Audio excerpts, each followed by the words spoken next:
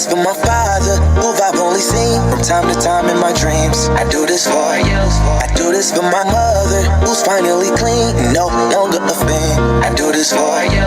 I do this for my sister, my wife and my kids, cause they part of the team. I do this for all the naysayers and haters who made me one of the greatest. I know it kills you inside, that's why I do this for you. I do this for my father, who I've only seen from time to time in my dreams. I do this for you. I do this for my mother, who's finally clean, no longer a fan. I do this for you. I do this for my sister, my wife and my kids, cause they part of the team. I do this for all the naysayers and haters who made me one of the greatest. I know it kills you inside, that's why I do this for you. I do this for the kids who sit a bit outside the mix, who maybe cope through humor just to fit in for a bit, who never let the world know when depression's setting in. To all of those who know you, that impression don't exist, and it ain't counterfeit, it's just a way to counter it. I'm living things I dreamed about, I still encounter it. It ain't something that a cigarette or alcohol can fix, but all because of it I flipped it quick, went on to write some hits. This a success off another breath. This the first step in searching to be nothing less than be the best in what you do, to prove their strength in being you. Learn so much in chasing dreams that I never would in school. Depends on where your passion lie, just know passion never lie. Life presents distractions, but your actions have to fortify the things that you believe in. Have to scream it like a battle cry, and leave the ones who didn't looking stupid while they're asking why. Couldn't lie, I really do this for the ones I love, those who treat the music as a vice and lyrics like a drug, those who need advice on how to lift their spirit high enough to break out of the box they make of lives they know aren't good enough. Just because it's how it is don't mean it's how it has to be. This is what the uninspired testifiers fail to see. Jealousy results from being that which others fail to be, and if it means you're not with me, that honestly sounds fair to me. I do this for my father, who I've only seen from time to time in my dreams. I do this for you. I do this for my mother, who's finally clean, no longer a fan. I do this for you. I do this for my sister, my wife and my kids, cause they part of the team. I do this for all the naysayers and haters who made me one of the greatest. I know it kills you inside, that's why I do this for you. Do this for my mother, she'll be working for the summer.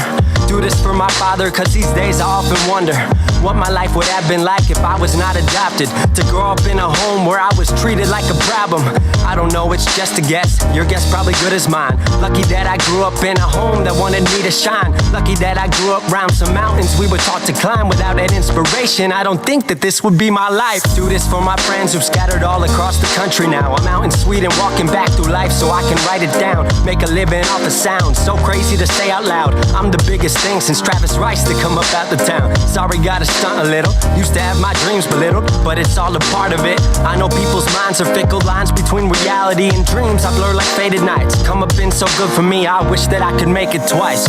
I do this for my father, who I've only seen from time to time in my dreams. I do this for you. I do this for my mother, who's finally clean, no longer a fan. I do this for you. I do this for my sister, my wife and my kids, cause they part of the team. I do this for all the naysayers and haters who made me one of the greatest. I know it kills you inside, that's why I do this for you.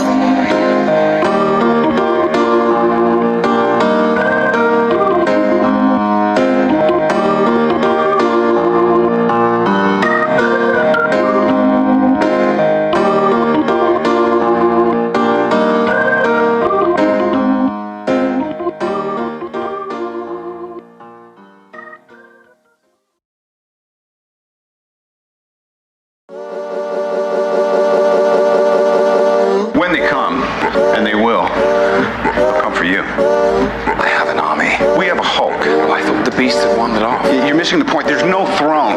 There is no version of this where you come out on top. Let me infiltrate the beat, concentrate the heat. If you ain't on my level, fuck it, let me be. I'll be going till it's all in motion, talking killing rappers, then I hit my quota. And my train of thought is more a locomotive, talking reason for it, I got locomotive. Used to be on a revenge tip, on a stun on my ex and a France tip. I was Spider-Man whipping the black suit, I was powerful but almost lost Luke. Blurring the line between human and artist, try not to change but I swear it's the hardest. I swear when you're up they turn you to a target. Home was a trip, all I did when I'm talking. So, what it take to be an icon? all in your desktop, so I just might already be one. My me with the label, it feels on the table one time, but I'm down for a free lunch. Just speaking my heat-seeking missiles of hits, but other than me, I see no heat exist. Yo, gassed up, I'm about to go green, go green, go green. Hulk smash if she know me, know me, know me. Write it to life like I'm Stan Lee, Stan Lee, Stan Lee. If life's about to be a cold war, I'm the hero that they asked for. Green, green, green. I'm about to go, I'm about to go. Green, green, green. I'm about to go, I'm about to go. Green, green, green. I'm about to go, I'm about to go. Green, green, green. Get the fuck back, I'm about to go green. I might begin making a feature a rack. Cause when I hit your beat, I turn shit to Iraq. Dropping bombs like I'm cursing you out. This your house, then I'm kicking you out. Quiet as a mouse, came in the game, not a word is out that I've been lighting the flame. Shit is potent, don't you know it? I've been flowing, steady growing till they know the name. Saw it ahead of time, knew that I get to my losing myself in the view that some window pain. I swear I'm all about peace, I'm a positive person. Wasn't always like that, you know it took me some learning. They asked me how I push a positive light, how I keep my composure through internal fights when addressing the mic through these dark nights. Where the Bruce Wayne, what a trick me. Here's some truth that I'll let free. Bruce Banner of rap if you ask me. When my will to win and the track meet, the secret is I'm always angry. Yo, gassed up, I'm about to go green, go green, go green. Hulk smash if she know me, know me, know me. Write it to life like I'm Stan Lee, Stan Lee, Stan Lee. If life's about to be a cold war, I'm the hero that they asked for. Green, green, green. I'm about to go, I'm about to go. Green, green, green. I'm about to go, I'm about to go. Green, green, green. I'm about to go, I'm about to go. Green, green, green. Get the fuck back, I'm about to go green.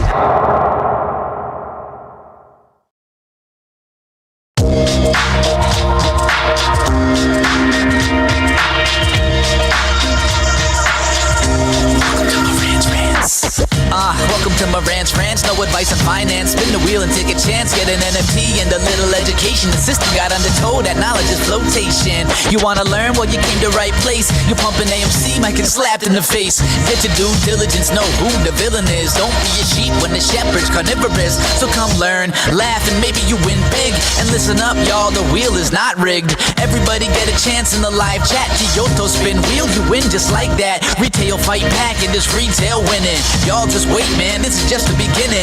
All fellow Simeons, GME group singing the truth. We just chillin', infinity pool swimming. So welcome to Marantz Rantz. A lot of knowledge but no advice on finance. Don't even need pants, you can tune in naked like Henry the Mayo Man. Internet's most hated. Don't wanna lose your money, then it's time for you to listen. If you're ignorant, invest in AMC, assume position. The stream about ready, they told us to don't dance. I do what I want. Welcome to Marantz Rantz. Welcome to Marantz Rantz. Welcome to Marantz Rantz. Welcome to Marantz Rantz. Welcome to Marantz Rantz. Welcome to Marantz Rantz. I just want to make it very clear. My house is bumping. All right. I'm on TikTok. I'm here with you. I'm everywhere. I got one more song to play and then I'm ready to go.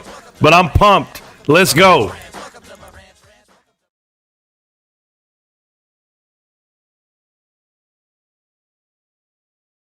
It's the more pressure on them to lose everything they have. Maybe you guys understand it. A lot of you do. A lot of you guys are actually going to dig deep and see what you can do with this, myself included. Now, I'm going to follow the chat. I'm going to talk to you about the stock. We're going to talk about a lot of things. But one thing we're not going to do is I'm not going to look at you and be in fear. There's no way. It's not even possible for me. You know why? Because when I went to school, I grew up, right? And they taught me math and it was basic arithmetic. And they were like saying, you know what? When you plus and you minus, then there's a positive. And if there's a positive, that's a good number. And if there's a negative, that's a bad number. It's really that simple. And right now, shareholder equity is in the positive position of 1.2 billion. Now, I've seen everybody out there. I know that they drop a documentary about us. And I say us collectively, about you individually, sure. But here's what it was. They dropped a documentary about people that invest money on GameStop and called them psychotic, called them crazy. And then they painted that group of people to stand next to individuals at Bed Bath & Beyond and AMC investors as if we were the same.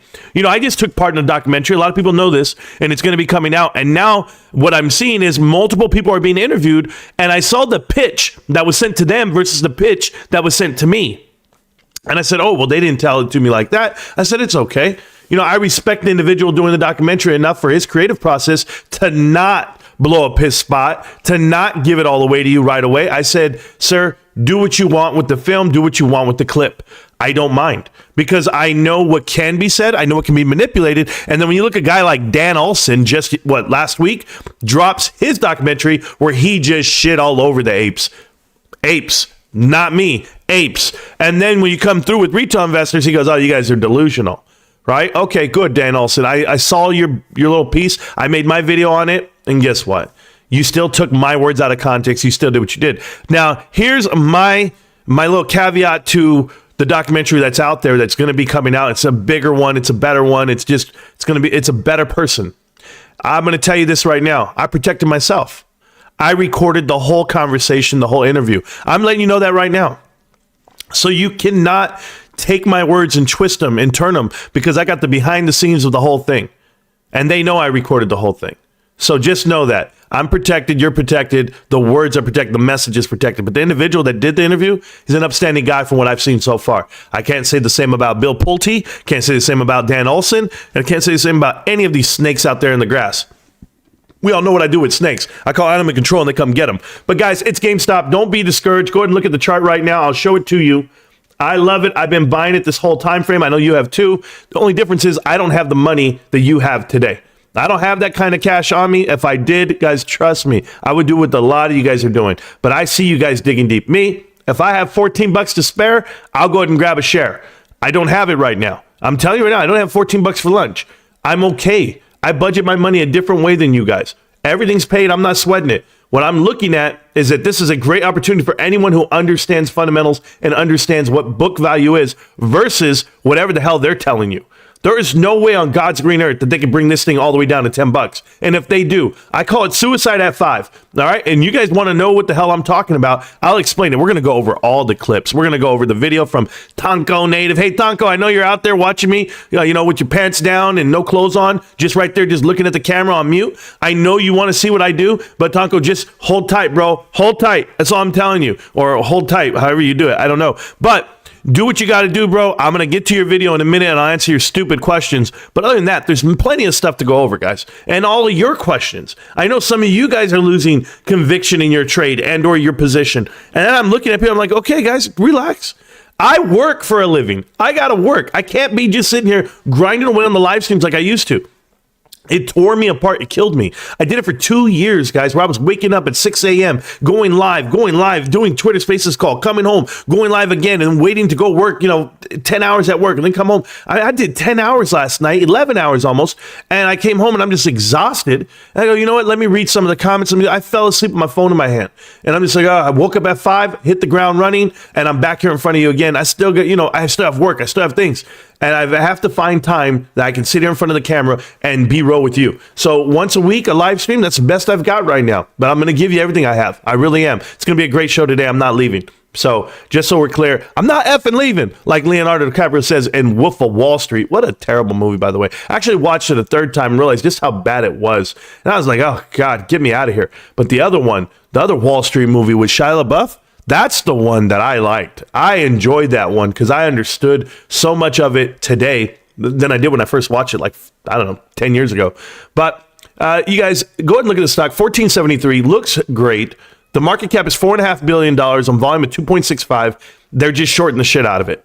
It is that simple. There's not enough volume to suppress this price, as in to say people are selling. If you were selling, the volume would be more. The volume would be more than 2.6 million shares traded back and forth today. It would be crazy, but it wasn't. When you looked at Fidelity's buy orders, it was a 91 to 9%. 91 to 9. 91 versus 9. 91% of buys versus 9% of sales. I'm just letting you know what it was. And now we're looking at it. We see that XRT is being shorted all the way down. And what was the short percentage on that one? I believe it was 400% that I reported. We've seen it over 1,000 before. I know that 2 years ago, a year and a half ago, it was over 1,000% short. You can do whatever the hell you want to do. You can do it any way you want to do it. I have a whole theory on this, and we'll get to it. Matter of fact, let's just do it right now. Here's my theory, okay? My theory is this. Everyone knows the math. Everyone knows the math of what GameStop fundamentals are. Forget the share price for a second. Matter of fact, let's do this, just so that we're not going to get confused. I don't care about the share price other than the fact that I get a great discount and it's at a good price and I can get it. That's what I care about. Okay, that's all I really care about on that end. I don't care where my portfolio sits. I don't care how many shares I don't have or what I wish I would have bought yesterday or I wish I would have got a better price. Everybody knows. Everybody sees the buy orders in the Discord. Everyone posts. We're talking about thousands of shares are posted. The Discord's in the description of the video. I'm going to open up the lines right now, the phone lines, so you guys can call in on the Discord. You guys can do it. Talk to me if you have any questions. We'll do all that right now. But I'm telling you, the value of that company is the balance sheet. And the balance sheet tells me that there's $1.2 billion worth of equity, and it's $1 billion company with zero debt. The operational debt's one thing, but no long-term debt, no corporate debt. They're not borrowing any money. There's no covenants against this stock. These guys are free and clear to do what they want. You could imagine to have that amount of freedom out there, but it's hard to fathom. And this is what GameStop's doing. They're actually navigating these waters, these headwinds, and they're still doing great business. The margins are awesome. The leadership is correct. And, you know, I've had to entertain other people's ideas about what they think the company's going to do coming up right now. And I hear them. I do hear them. I'm not a megaphone. I'm not going to put out your idea out loud for everyone to see it. It's your idea. You post it. You run with it. See what kind of traction you get with it. Me personally, I hear it. I take it into consideration. I go, well, that sounds great, with the exception of, if people are out there thinking GameStop's looking for a buyer, GameStop's trying to merge, GameStop's trying to get out of here, Ryan Cohen's not naming himself the CEO just for a good headline. Ryan Cohen's best friends and business partners are not buying shares at $22 and $24 a share over the last 2 years just to sell for $10 a share. The merger, that is. No, Ryan Cohen be giving a heads up to his buddies, say, hey, guess what, guys? I want to look for a buyer here. I want to look for a merger. I want to look for an acquisition. I'm out.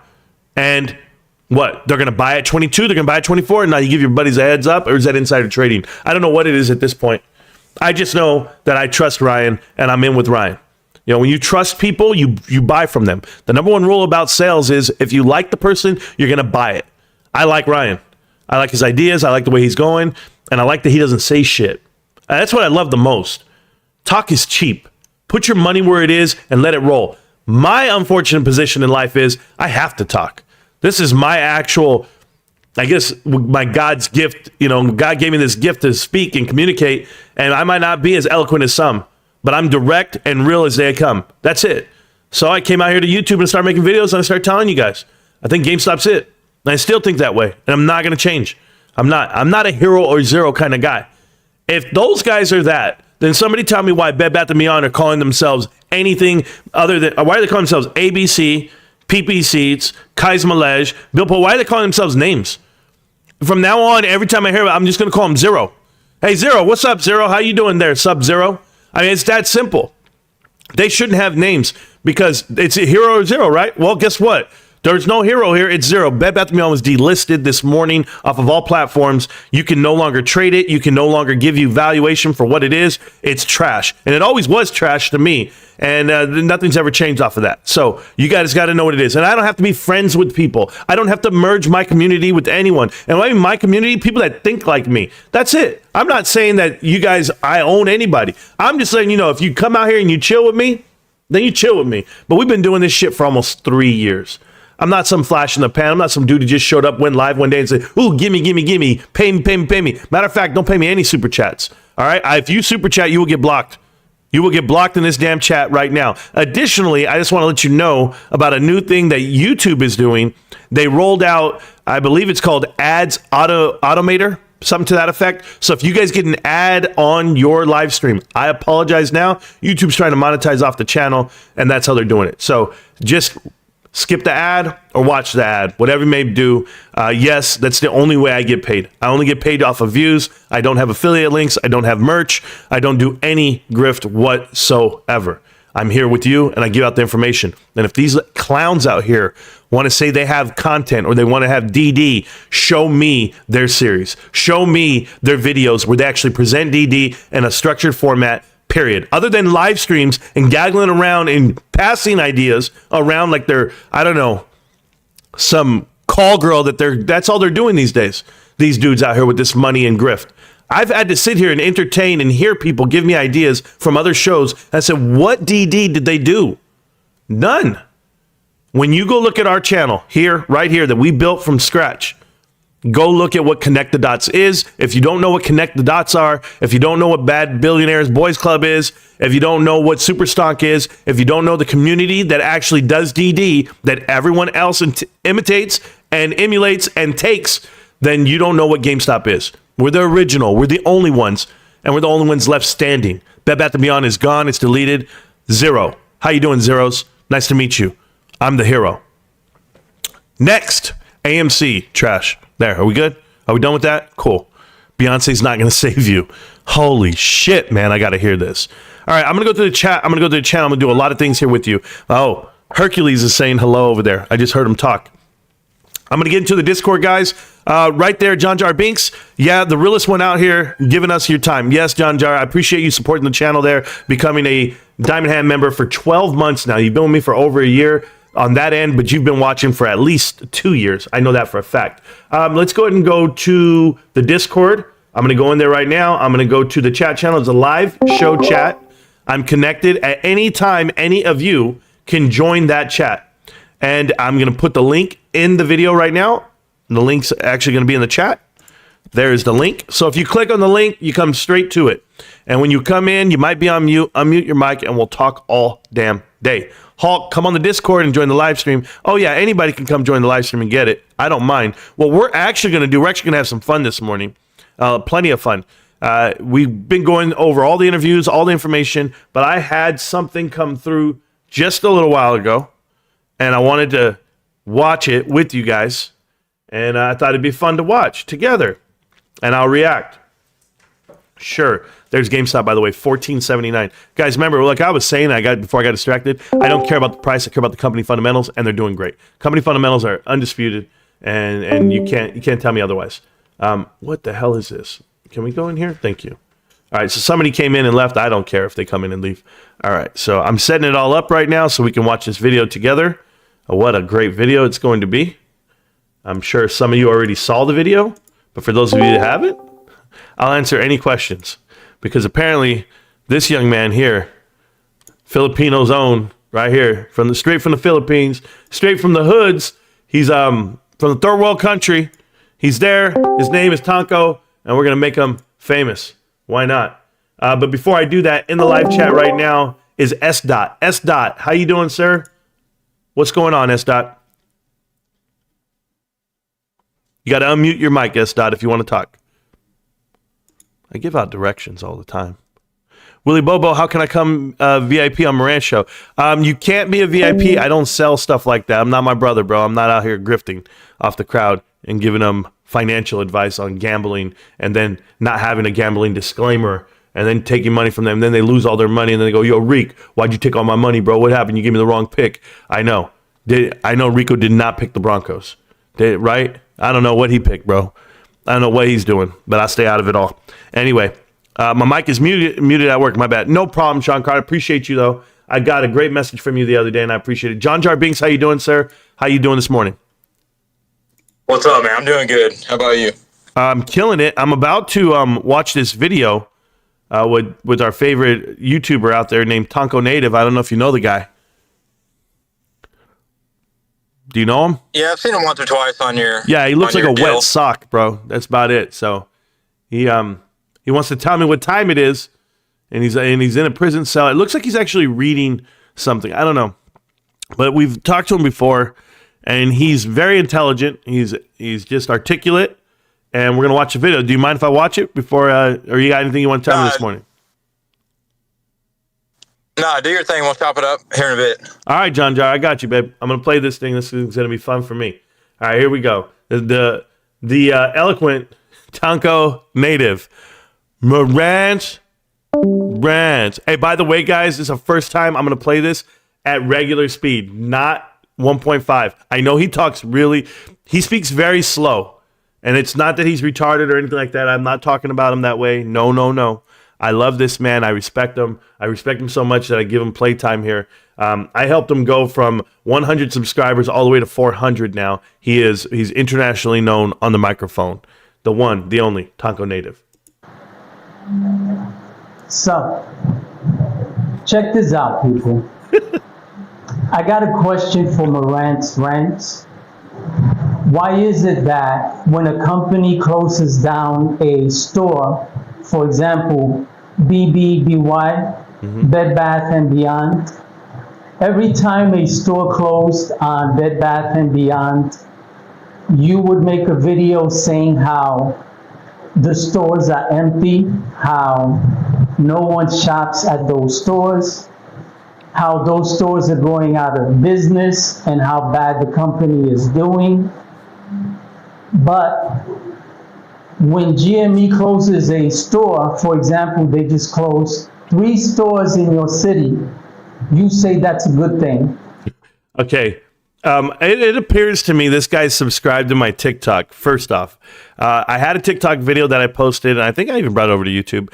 But someone replied back with a comment and said that their city shut down 3 GameStops. And I replied back with, yeah, in our area, not my city, young man. My city probably only has about 40,000 people, 20,000 people. But in the area, the whole like Coachella Valley where we live, they did shut down 3.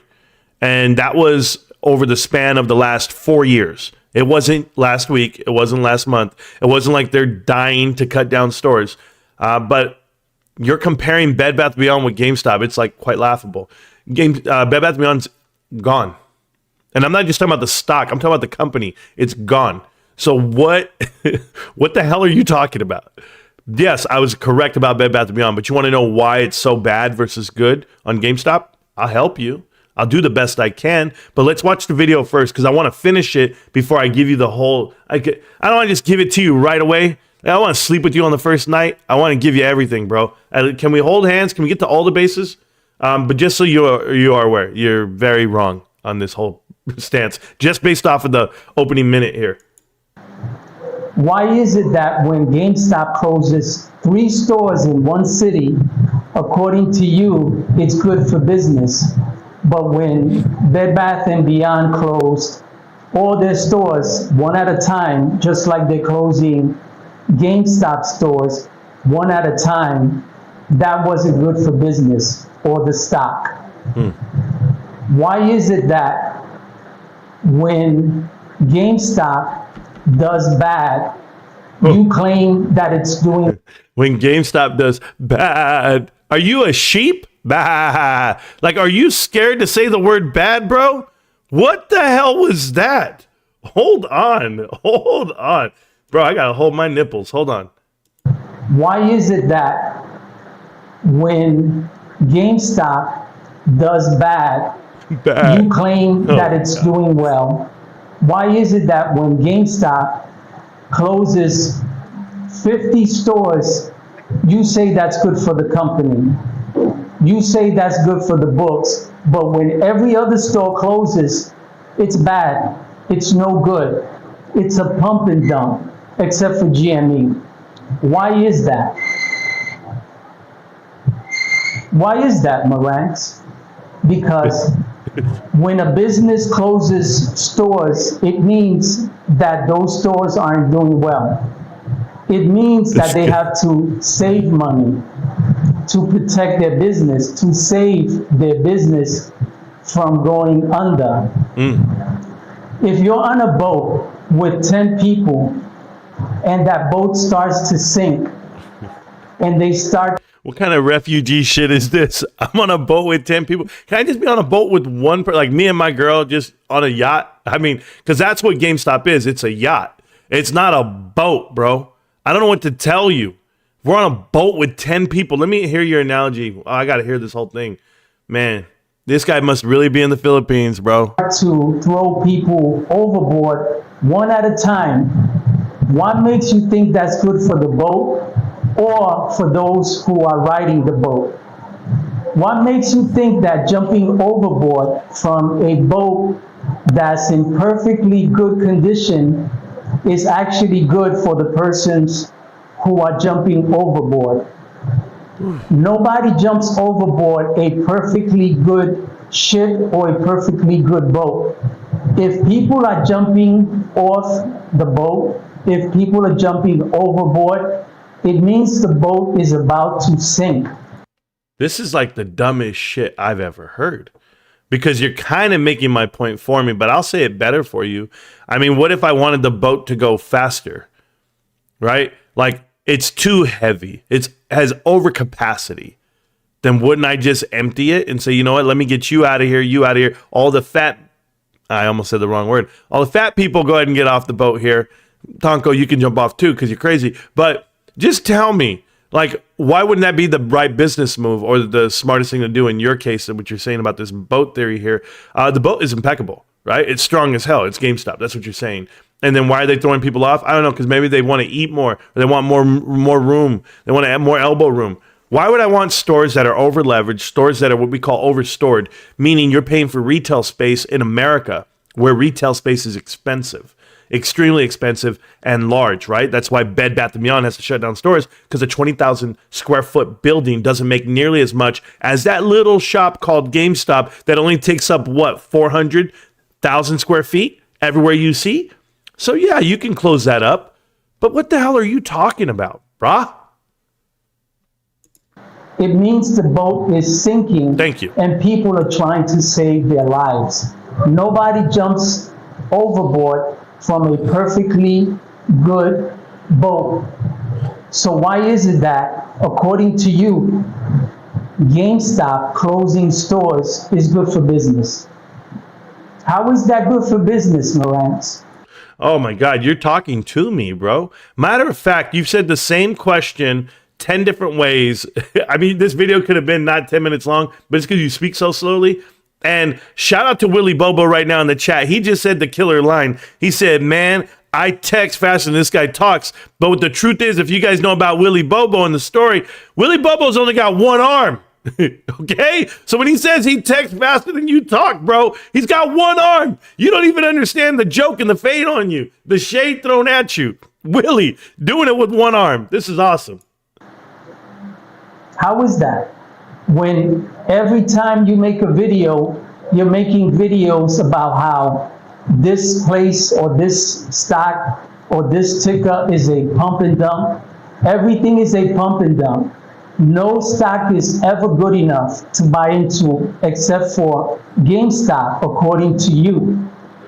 According to you, GameStop is the only stock worth buying into, but Correct. Yet they just closed 3 stores in your city. Not my city. 3 in your city just this week alone. Not counting all of the other stores that have been closed within the past 3 years. So what makes you think that GameStop isn't a sinking ship, a sinking boat, and that people are starting to jump overboard, or at least should be putting out their life preservers so that they can save their lives, their life savings, and their monies? Instead, you're Plural. pumping the stock the same way AMC pumpers have been pumping AMC for the past 3 years. And the only reason you pump GME is because you're deep into GME. You're at a $17,000 loss, and so you're trying to gain your losses by creating this scenario that GME is the best stock since. I don't know where he gets these numbers from. $17,000 loss, whatever. I don't know. But I know in the live chat right now we have Bonell. Bonell, how you doing, man? Oh, Bonell left? Oh, well, he's making a whole lot of goddamn noise. The market. When you know damn well that GameStop is a sinking ship, and it's only a matter of time before people start jumping overboard and grabbing their life preservers, because only a fucking idiot will jump into a stock, watch their monies drain. Watch their monies drain, not just $2,000, not just $4,000, not just $6,000, not just $8,000, not just $10,000. Bro, I can keep going. Can you? Are you really that good at math? You can count by twos?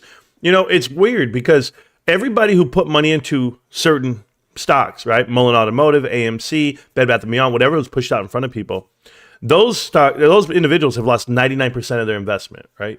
That's not GameStop. And the business model is totally different. Not only that, the fundamental support, the thesis that I have, but I'll explain the question. I mean, you've asked the question there. This guy over here just said in the chat, Marantz, stop dicking around, answer the question. Bro, I'm here to dick around. That's what I'm here to do. If you don't like dick, then don't dick around with me. I happen to like dicking around. What do you got against dicking around, bro? I like to dick. Because that's you. That's you. I can keep going. Go. $12,000. Ooh. $14,000. Got my twos. $16,000, bro. You're at such a loss that you actually got the nerve to go on YouTube and tell people to buy into a stock that has tanked from $400 to where it is today at $15.50. And you're telling people to buy into this piece of shit stock that will probably be delisted within the next 3 or 4 years. That's a long Because you're time. emotionally attached to GameStop. You're emotionally attached to GME. And everybody knows not to get emotional when it comes to the market. You sound real emotional right now. You sound like you're one sad episode of Care Bears away from giving me that Care Bear stare. That's it. Show me what you got inside. Bro, you sound like you're going to cry. All right, so let's keep going. But you're married to GME, I and am. you want others to marry it also. The problem with you, Marantz, is that you are a two-faced hypocrite. You're a hypocrite. You talk shit about those who are in AMC. Yep. You talk shit about those who are in other stocks. Yep. GNS, BBBY. It doesn't matter what the stock is. It doesn't matter what the ticker is. It's always a pump and dump with you. But we all know that GME was pumped and then dumped within days of its pump, because GME tanked within a month after it reached $400 a share. At least when AMC pumped and dumped, it took them close to a year before it went down from $74 to where it is now. So I want to know, when AMC pumped and dumped and it took them a year, did they take away the buy button? Did I miss something here? The reason why GameStop popped and dumped from $483 all the way down to $40 was because they took away the buy button for 2 weeks.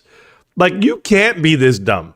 I mean, you are dumb like the rest of the other investors that were in Bed Bath & Beyond, all the shit you just named, GNS, BBIG, Bed Bath & Beyond, Mullen Automotive, AMC, all of it. All private equity. That's who runs those companies, those stocks. So you can't tell me that we're the same. We're totally different. But I'm going to still answer your question, your main question. You're almost done. I feel like I'm running a fucking marathon. Excuse my language. God damn, bro, I'm tired. Just watching you. You and your droopy shoulders just make me sad. Go ahead. But GME was dumped within weeks. And you were one of those who bought in at the top. Did I? You bought in at the top. Did I? And you're in such a loss right now that for you to go up there on YouTube and ridicule those who are down in AMC, Oh, man. ridicule them, when the only people or the only person that needs to be laughed at is you, because you're a fucking joke. Thank you. The only man who has married a stock, GME, is you. The only man, the only person that I know that sucks GME's peanuts is you. It doesn't matter how bad it does. It doesn't matter how bad of a job Ryan Cohen is doing in GME. I have a question for you, Tonko. What's so bad about sucking penis, bro? That's what I really want to know. Like, what do you have against it? How is that a bad thing? I want to know.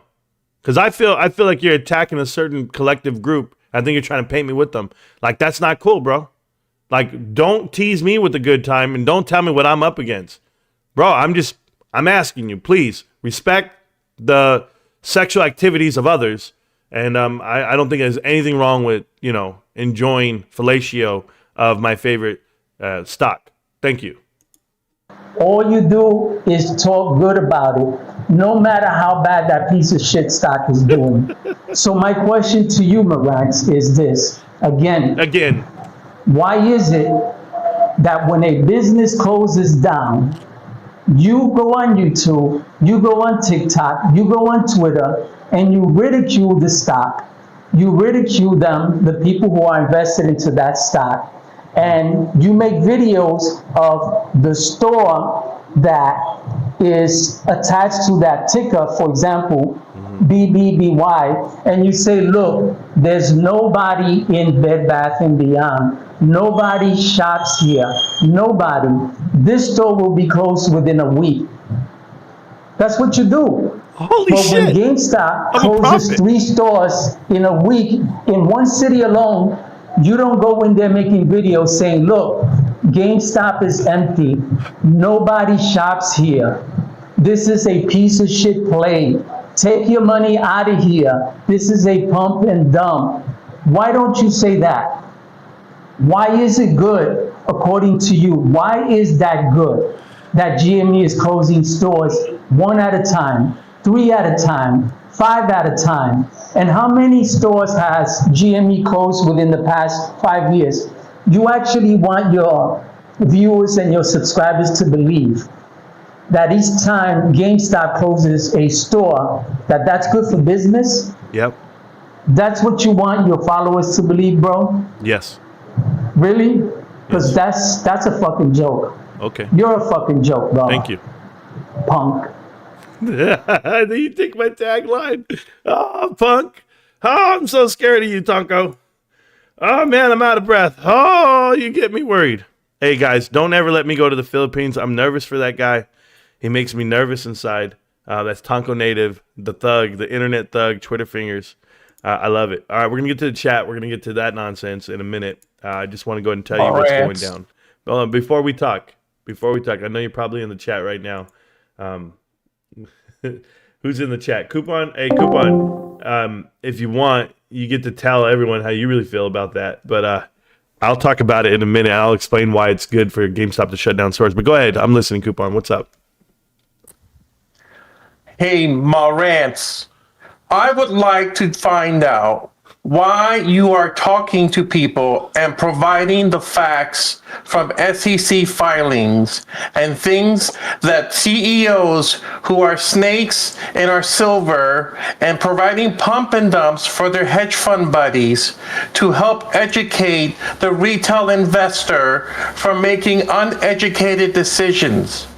Why are you trying to help so many people? How dare you, sir? Keep us informed of what's going on and helping us connect those dots.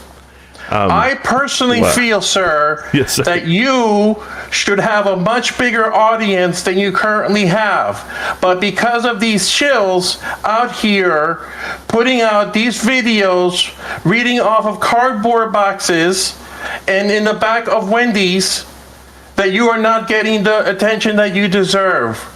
So thank you, sir, for providing us with the great education and humor that you have given us, even though you have lost $25 million from GameStop. Even though that's not true, I am just making it up, and you have closed all of your stores. Thank you. You're speaking too fast, bro. He does not talk that fast. So I'm going to answer the questions, but thank you so much, Coupon. So the question from Tonko Native in that last video was, why is it bullish that GameStop gets to shut down stores versus what Bed Bath & Beyond was doing and or what anyone else would do in a retail footprint? You know, those, like I said, those retail stores that are over leveraged, they've done several things that you can't look at and say they're the same. Right? Bed Bath & Beyond is definitely the wrong comparison here, even though he's using that as a comparison. I was going off on them because I said they're filing for bankruptcy, they're setting up for bankruptcy, they're hiring for bankruptcy, and they're done, they're carving it out. It's a pump and dump, as in you're done, investors.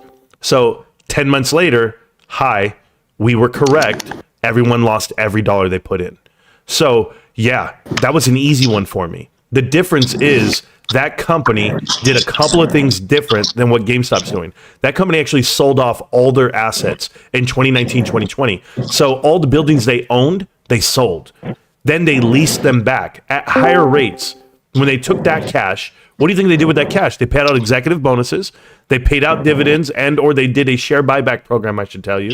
They did a share buyback program that They bought back all their shares that they shouldn't have with billions of dollars, and that's how their balance sheet went under. I've seen Kohl's do it right now. I saw GameStop doing it in 2017, 18, and 19. The biggest difference is you're talking about GameStop, and this company has been in business for years, 20-something years. They've always been positive, and they've always made money up until 2019. The losses in 2019 were due to impairment charges on the balance sheet. It had nothing to do with operational losses. The fact that they were bringing in $7 to $8 billion in sales and they had 7,000 stores, that was a problem. GameStop has shrunk their footprint almost in half. They only have 3,000 stores domestically. And you're going to tell me that the drop-off was from $7 billion to 6. This is why closing down stores makes sense, because they were over-stored. That's what they were. They had too many. It was a saturation. But whenever you leverage yourself, brick and mortar, like they do, it's not always stack it high, watch it fly. It's not always, hey, the more is better. Go ask AMC. They bought 1,000 dead movie theaters and look where it got them. Their books are done, they're leveraged, they're bankrupt, and they're dying. That's not what GameStop's doing. They're not diluting the shareholder equity. They can shut down as many stores as they want. The top line revenue is not falling off. They closed down 168 stores last year, and yet their e-commerce platform obviously made up the difference. Margins made up the difference. Logistics made up the difference. Better business made up the difference. Having better operators made up the difference. All while salaries are increasing and hiring people and acquiring things, yet they only fell off about $30 million annually on $6 billion of sales. You want to know why they're closing stores and why it's profitable? Because they're better at it. That's why. If I had 5 GameStops in the next 30 miles around me and I closed down 2, okay? 2, all right? Look at the middle finger all you want. If I close down 2, that then forces all these people that shopped at these 2 to now go to these 3 stores. And I get more dollars per man hour per store. This is how it works. Learn how to run a business. Let e-commerce fill up the rest of them. E-commerce open 24/7. It doesn't cost anybody to man that. It's a website. It's a server. And then it gets delivered to you. These kids live in a bubble. They don't understand what e-commerce is. They don't understand what retail is. And yet they want to try to school you on why it's beneficial that GameStop shuts down a store versus other companies. Those other companies are private equity driven and embedded all within them. And you wonder why it's bankrupt now. GameStop's not bankrupt. It's not a goddamn boat with 10 people on it. It's a motherfucking yacht rolling through, showing you just how valuable it is. $1.2 billion of equity, and you can't penetrate it. They have that in marketable securities earning interest right now. They already sold off everything in Europe that wasn't making them money. Why expand somewhere that's not making them money when the conversion of the US dollar is weaker in Europe? Guess what they're going to do? They're going to pocket $25 billion, Q3 right now. Their SG&A is coming down $60 million. That means an $85 million swing, not to mention the interest that they're going to make off the money that they have parked in marketable securities. We'll just call it a clean $100 million swing. That gives you a $10 million profit for the quarter if you know what the hell you're looking at. It's coming. It's happening. Why do you think the price is getting attacked? Why do you think everyone on Wall Street is shaking in their fucking boots? Because Ryan Cohen put his name on it. He named himself the CEO, and he's going to be out here pounding his chest, telling you he's the reason he was the difference maker, because he is. That's why I make the videos. That's why I'm here talking to you in person, guys. I know exactly what I'm looking at.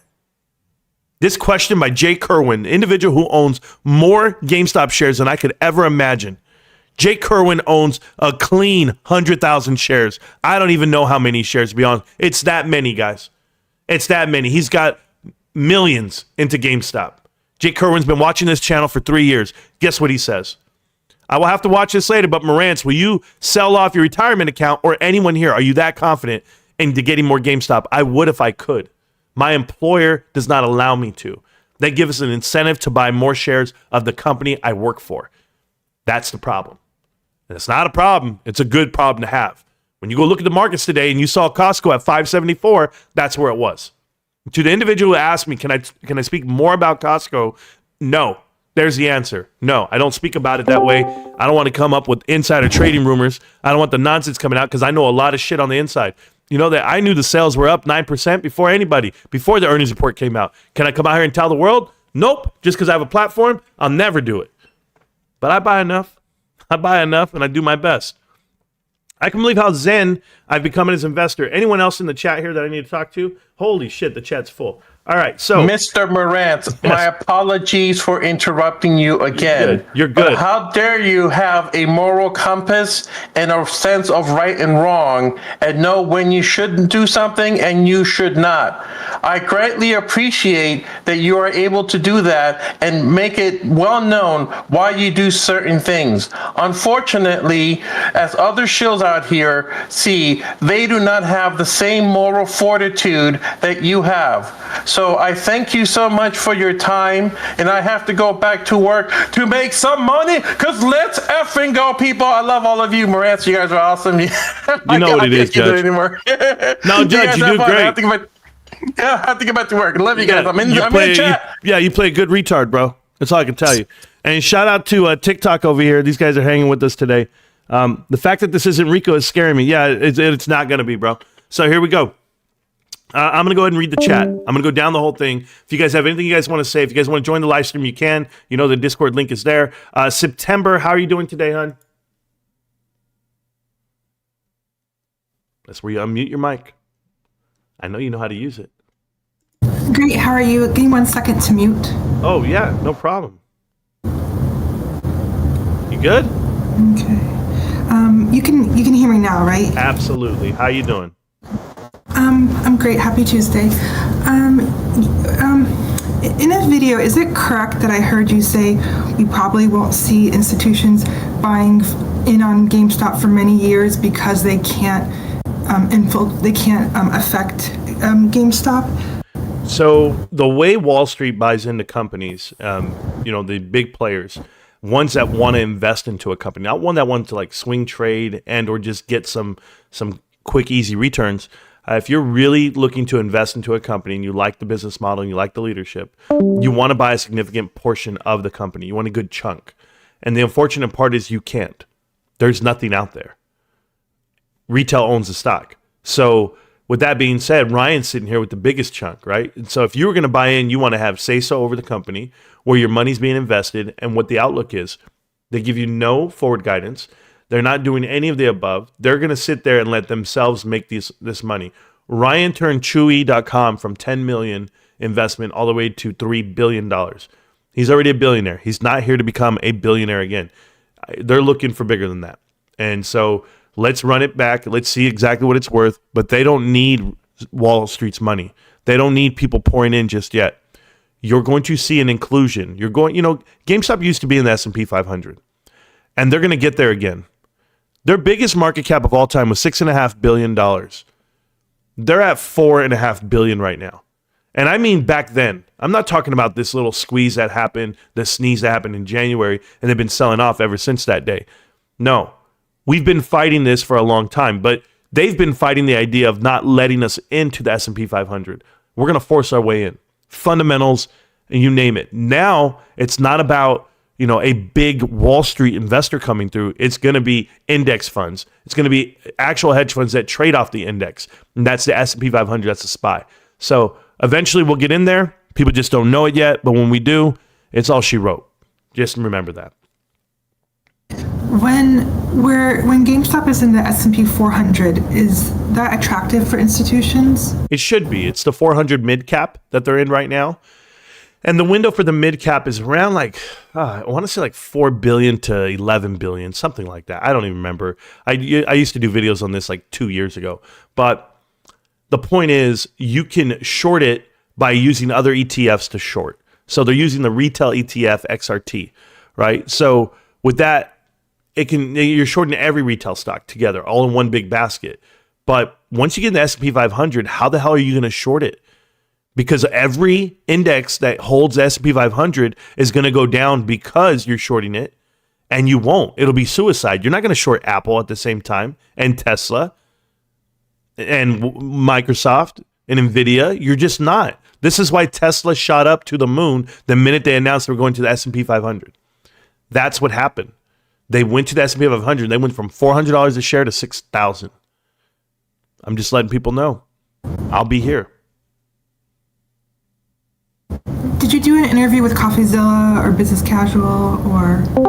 No, I did not. I know a lot of people are asking about the interview. It's all the information's getting out now, so I'll just make an announcement.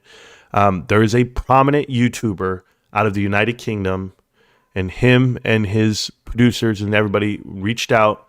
Like I said, I wanted to give them the creative process to promote their own piece, to do it any way they want to with the footage they have. I don't care. I said, go ahead. I spoke highly, glowingly of GameStop. The questions were about GameStop.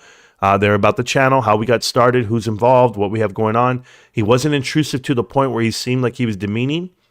And they asked me to record on my end. And safely, that helped me with like feeling better about the interview. Me being able to record the process as well. So I respect the creative process. I'll give you the name because apparently it's out there everywhere. His name is James Jani. Okay, James Jani is Jani. You can look at his pieces. You can look at his work.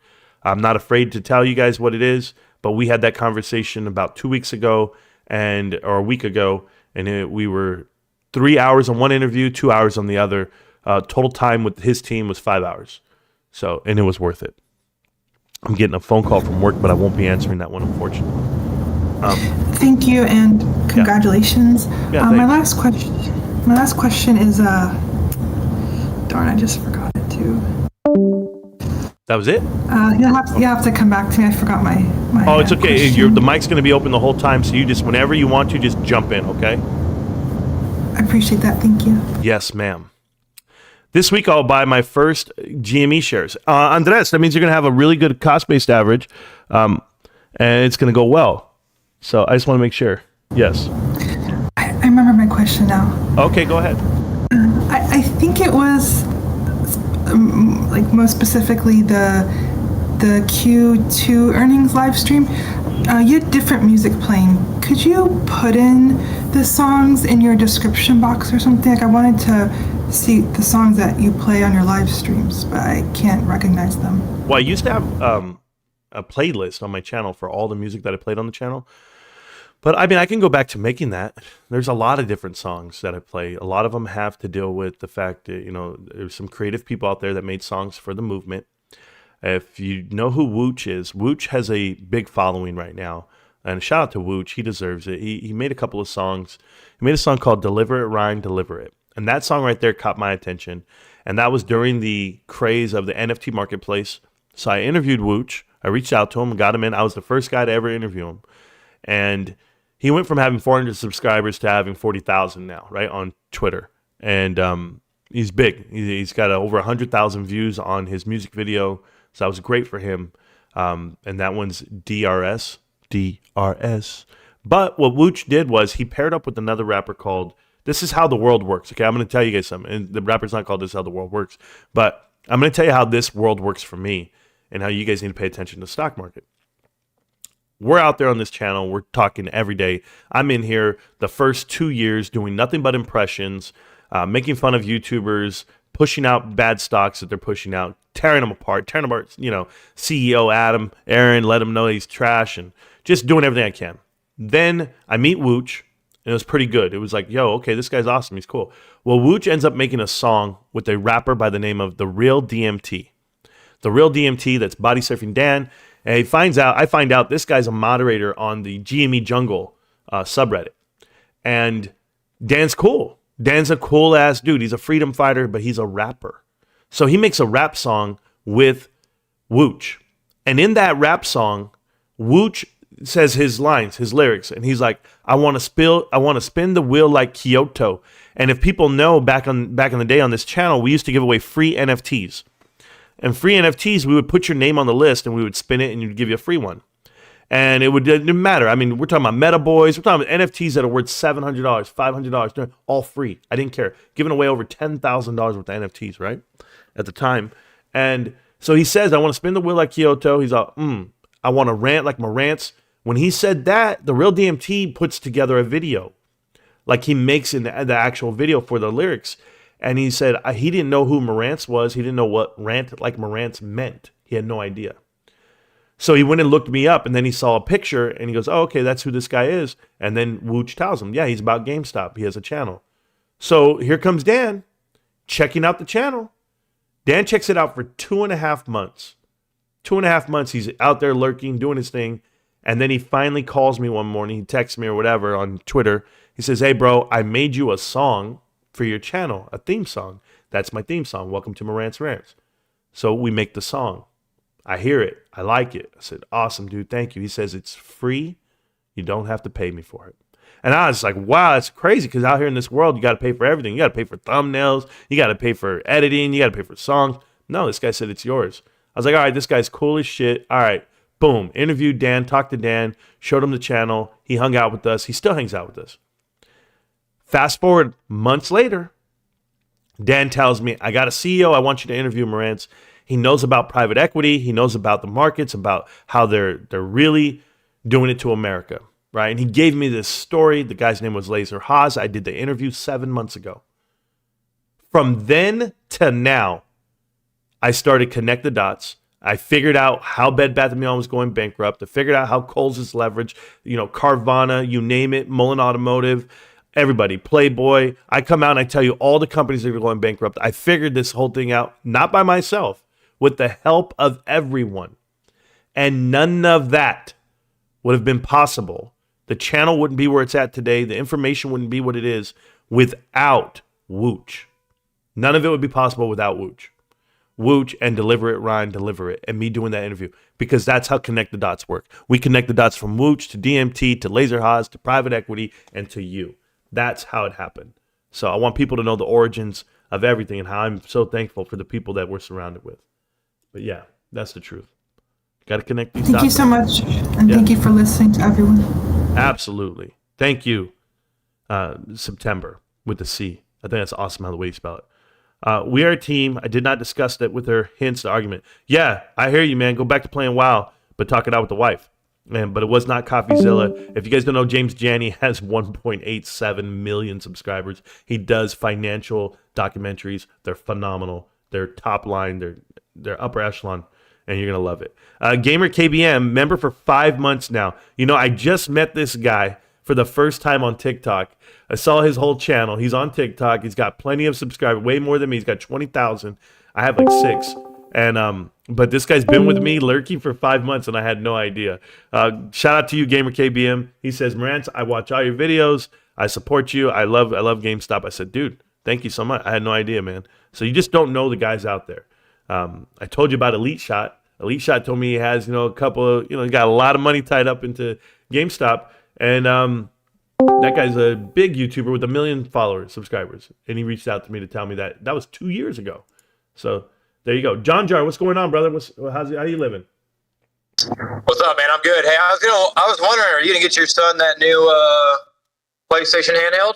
We talked about it. I have to wait till tomorrow. I get paid tomorrow. But I saw you guys posted in the Discord. Yeah, I give my son everything, dude. That guy, if he says he wants it, he gets it. It's pretty simple around here. I spoil the shit out of this guy. It's so sick they're doing that, because I was a PS Vita fan, and that thing looks amazing. Yeah, that passed me by. I didn't have the time to play PS Vita. That was all during my military days. But I'm a fan of anything that my son wants to do. So I got him, Mortal Kombat X, everything else. Well, I know where you can get one at. Yeah, where's that? GameStop? Of course, GameStop, man. Yeah, where of course, else? man. Well, I tell you where you can't get it at. Pulte Homes, PHM, worst stock people are pumping right now. Goodness gracious. These grifters don't quit, man. Somebody told me PBC is making like $30,000 a month in super chats. This is crazy.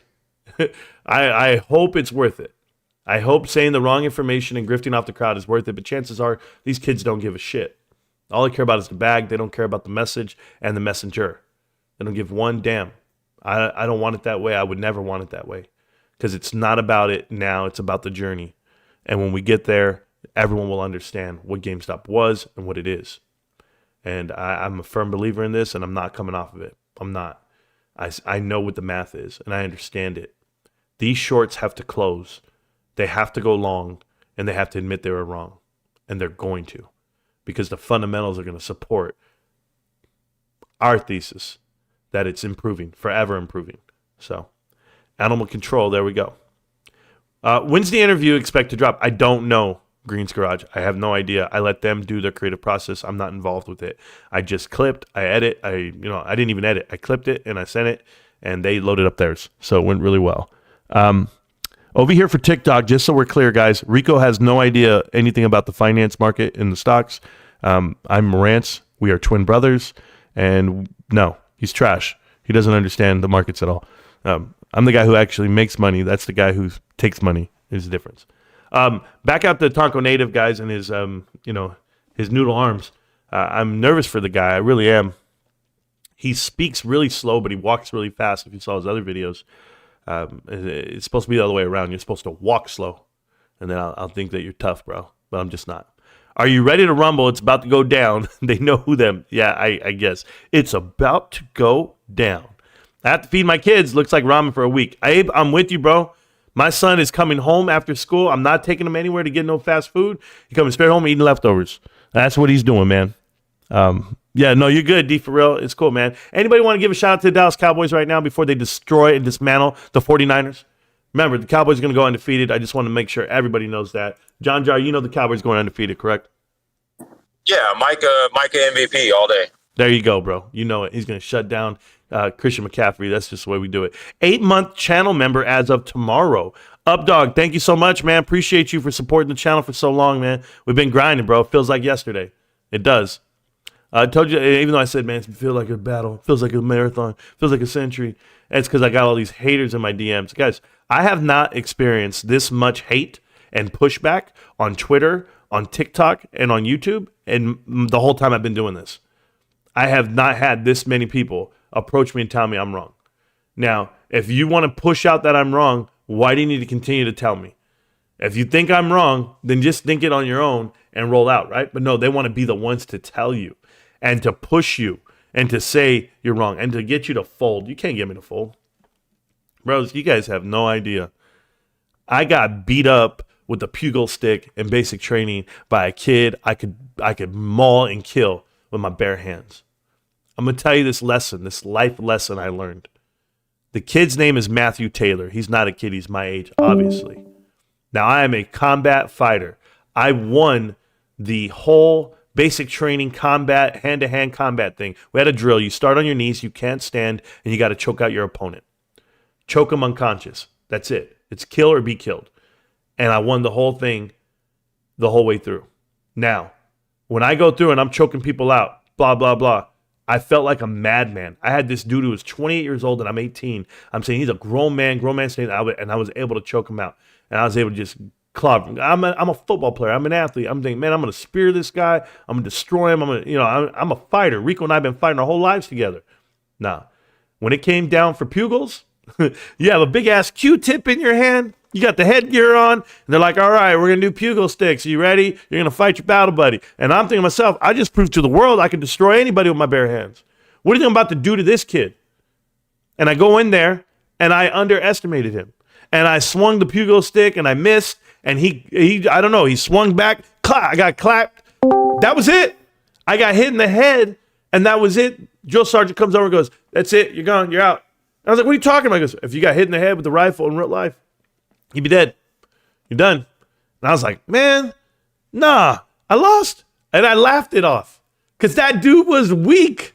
That guy was soft. Matthew Taylor, you're still probably soft, bro. You're still probably weak in real life. My point is, he beat me. And I learned my lesson. I said, holy shit. All right. Now I got to fight scared. Now I got to fight on my toes. Now I got to be on my toes. You should see me, guys. When I walk through the city, I'm walking through, right? Pretend this is my cell phone. Pretend it's my cell phone. And I'm walking through. I'm not like this. Hey, look at this. No, look at me. Look at this. No, I make sure there's no one around me. Nobody can run up and just snatch it and run. Oh, no, I got my running shoes on. I'm ready to. Guys, I've seen too much. I've lived this life. That's why I'm this different from these dudes who make videos. These guys have been making videos out here and talking to you. They lived in their one spot of town. And or that's who they are. There's one gig, one job, one this, one that. Nah, I've been around the world. I've lived in third world countries. I've been deployed for 4 years in a row overseas. I have done what I had to do. And it was 3 years in a row. I don't want to say 4. 3 years in a row overseas. And I've been around the whole America, right? From the South. I never went north, though. Never went north. But I went to the South, ran across all 13 bottom states, did my best. And I'm just telling you, I grabbed from a lot of different cultures and different backgrounds I was brought up with. So when we have these conversations, I know what half of you guys are going through. Some people out here, they can't relate.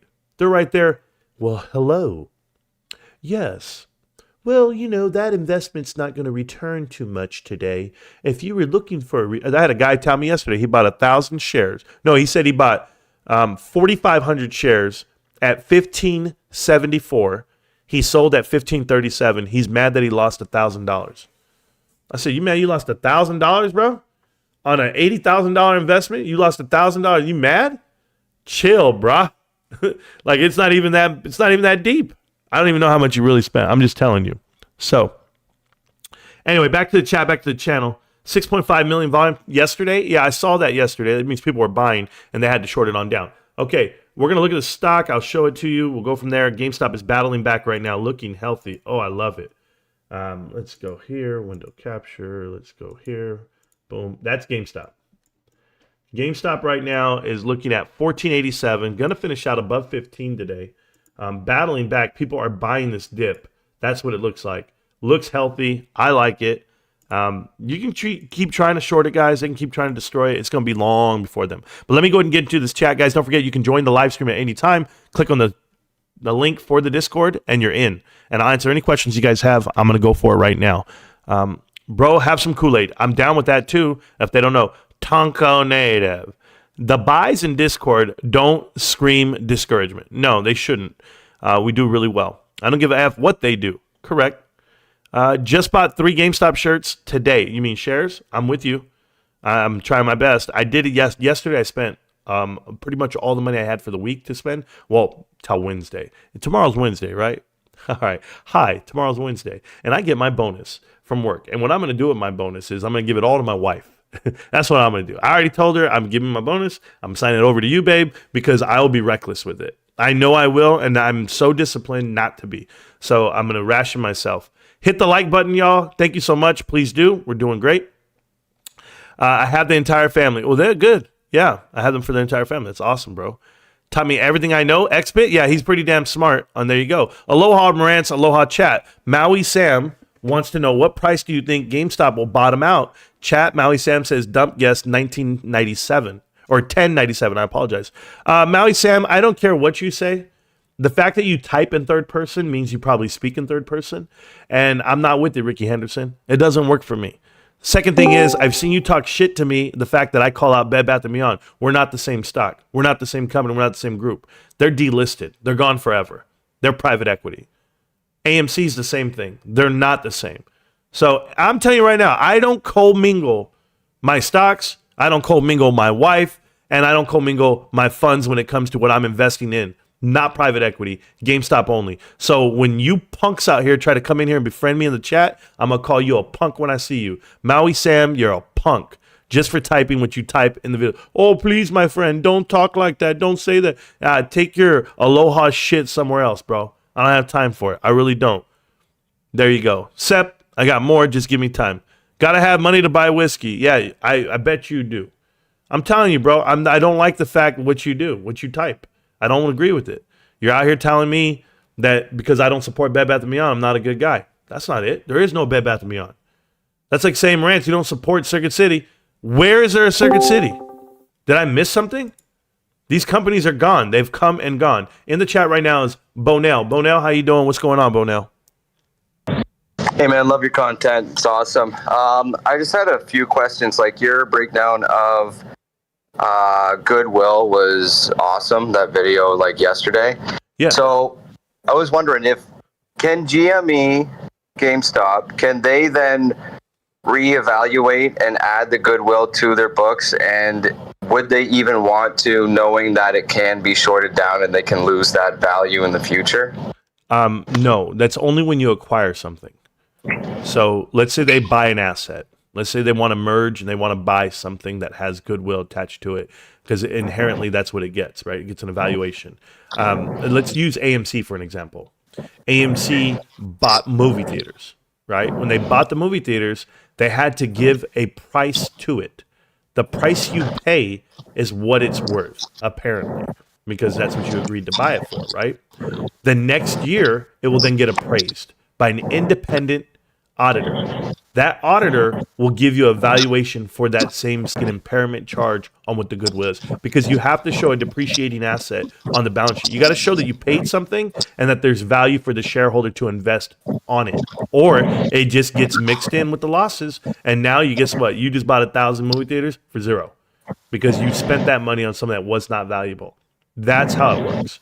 So each year they evaluate. Once you burn off your goodwill, there's none left to get unless you're going to use your cash to acquire a product, a thing, a merger of some kind. But if they don't, then they don't add goodwill. No, sir. Okay, perfect. Thank you. Yeah, no problem. And they should if they want to grow and expand, but this is not the time. It's not the time you overpay for something. And then also you did a breakdown of the banks and how they're over leveraged as well. So these banks that are shorting the crap out of some of these stocks. So, and we all know that there's probably a housing crisis that's going to be coming. So their overinflated value for those houses that they bought, do they use that as collateral to hedge against their bets? And if a housing collapse does happen, their collateral value goes way down, and would there be a potential of a margin call in the future? No, the banks are insulated right now. Okay, and I'll explain. In the past, it would be hedge funds ask banks for money, right?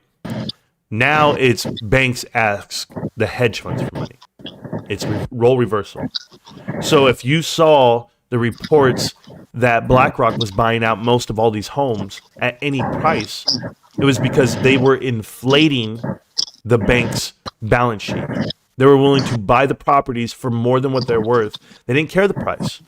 They're willing to pick up the housing market as a whole, but to hold those companies as assets, or those assets as as assets on the balance sheet. So they're willing to hold the housing for it. So banks are protected in a sense that BlackRock's holding them up and they're holding them up. It's like a you do for me, I do for you type deal.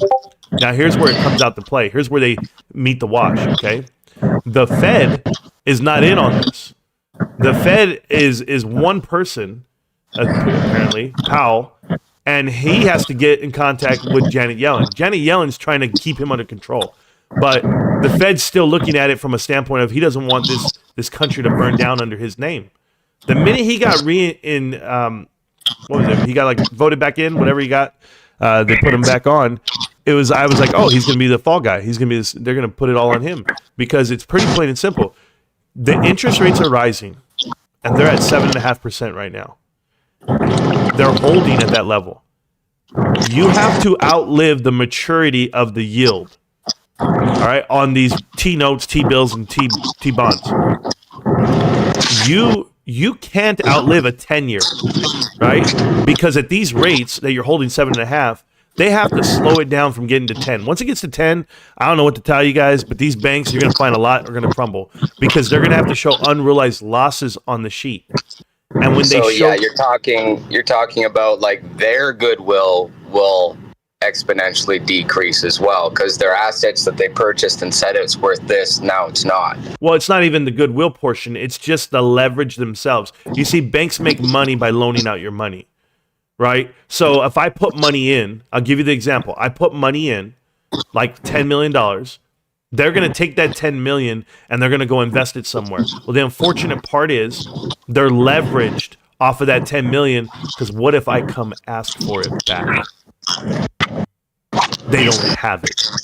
Now they're leveraged. Now they can't hold those positions with interest rates X amount of dollars. They have to find more investors.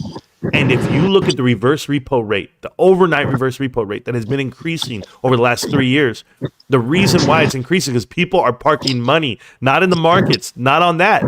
They're afraid to put it into the market. They think it's going to crash any day now.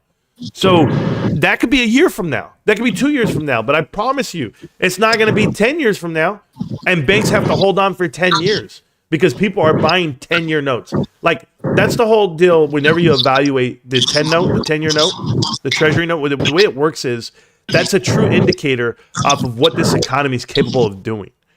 And when you can't outlive the yield, that's what they get back for it. Let's just say your 10-year is at 5%. Well, that's great. But what's the interest rates at right now on loans? 7.5%. It's beating you out on 10-year. You're supposed to be below. You're supposed to be below that, and inflation needs to be below that as well. But it's not. It's not, and that's the problem. Everything is peaking, and you're going to be over leveraged. Every bank out there is already over leveraged.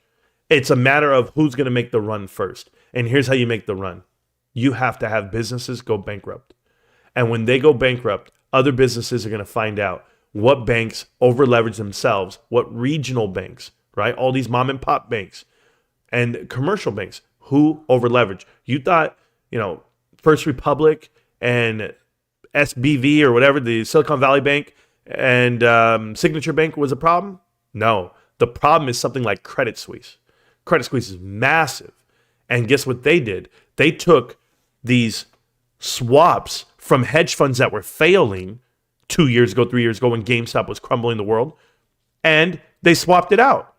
Now HSBC, the other bank, is taking their leverage and swapping it out. So who do you think's really going under? They can't eliminate it. They can only move it. The swap itself. This is why people need to pay attention. The more the interest rates go up, one of these banks is going to get caught with their pants down. And I don't know if it's Wells Fargo, and I don't know if it's B of A, and I don't know if JP Morgan, which is probably not, but it's going to be somebody big. Somebody big has to go down. There's just no way. You've had 15 years of a bull run with no moral hazard whatsoever. I mean, they literally went out there and just took free money and knew that if they pumped Amazon and 5 other stocks, it's going to hold up the whole market. So they allowed those companies to thrive. And what are they doing? They're crippling every other retail company. That's why Bed Bath & Beyond went under. That's why Linens and Things have gone under. That's why Pier 1 Imports have gone under. I mean, how many more companies need to go bankrupt before you figure it out? Those companies can still survive based off of their inventory, based off of the foot traffic. Any company can survive. It's just, how are you going to run it? Well, you're going to run it to the goddamn ground because you put executives in places to knock it down. And that's what Connect the Dots is. The whole series that we have is because it shows you how they're hiring for the demise of their own company. Because everyone, how the hell is it that you can get hired when you've put 5 companies into bankruptcy, and yet that's a good thing? Somebody says, oh my God, this successful CEO, they managed to lead this company, that company, and this. It's like, what the hell are you talking about? Who is Thomas Kingsbury? Who is Sue Gove? Right? These are the people that we need to be looking at, these private equity firm holdouts. So yeah, the banks are correlated, hedge funds are there, and all I do is, I buy GameStop just to prove it all wrong. So it's going to go great, man. But those are the answers to the questions you're asking. The banks can't outlive that leverage. They can't, and it'll show. Give it a year or two. We'll see how ugly it gets. Thanks, man. Well, I got to get back to work. Thanks again. Kill it, bro. Appreciate you. Gabriel, what's going on, my brother? Gabriel, you can unmute the mic. You're live. Do your thing.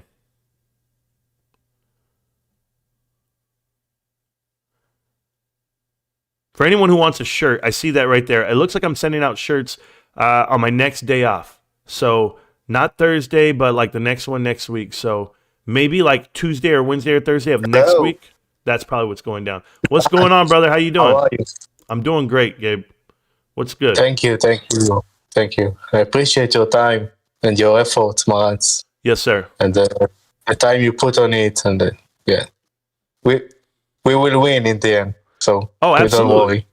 Absolutely. Yeah. I'm not fazed by one bit.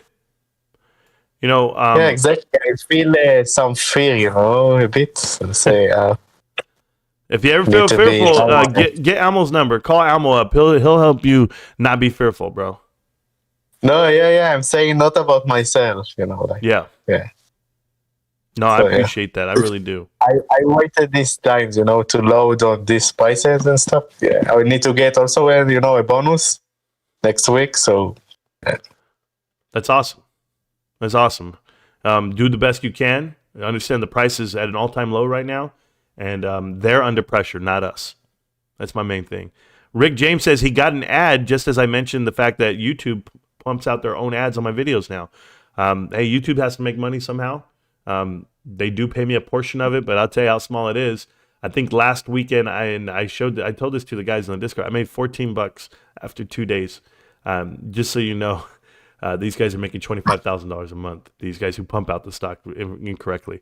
I made 14. I was happy with it though. Let me tell you, $14 is a lot for me.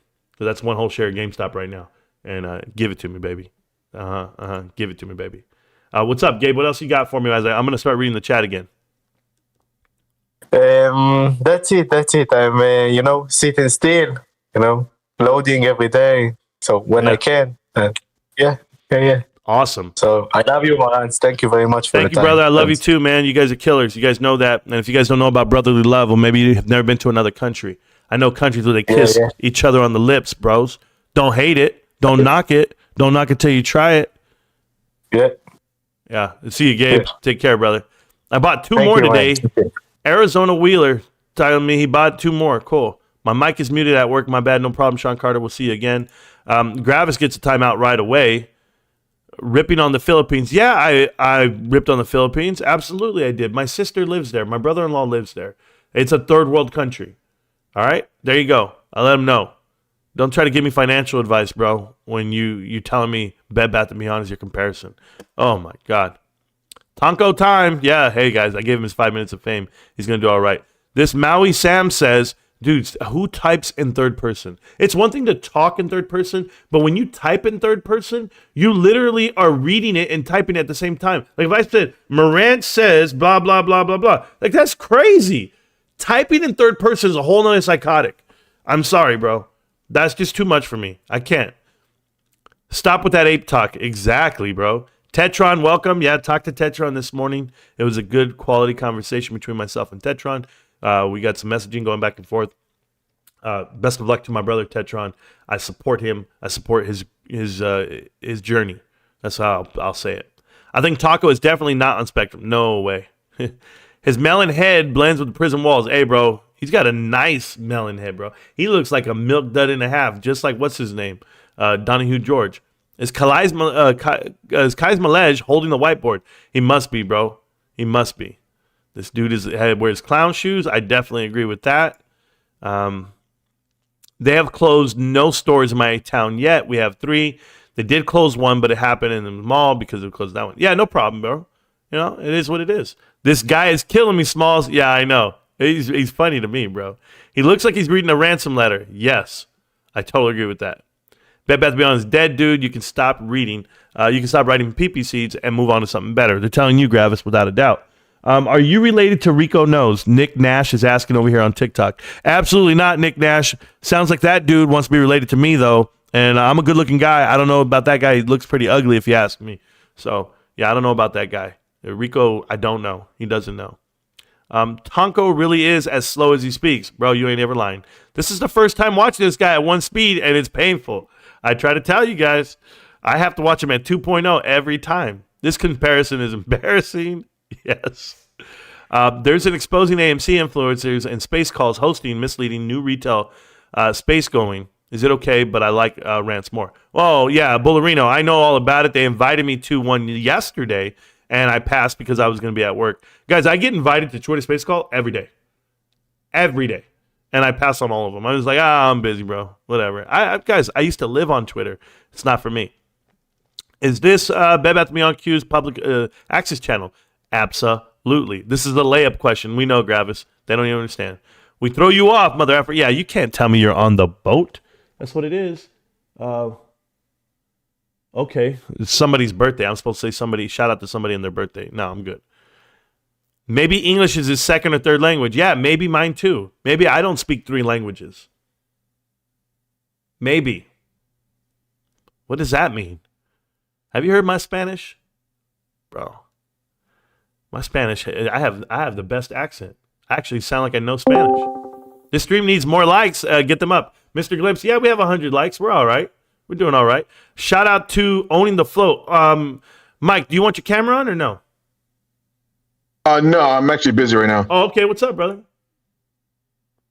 What's up, man? I just want to drop in real quick. I saw you doing your thing, and I got to call you out on something, man. That when they said the YouTube money doesn't pay you enough, man, I got to call bullshit on that, because the amount of money that you get and we get from YouTube is staggering. I mean, my phone is actually heavier from all the zeros on my account. It's crazy. People don't understand that, of how much money that actually we don't make. I'm fucking with you. Oh, man. How you doing, man? I'm doing well. That's all I'm going to tell you. This is some bullshit.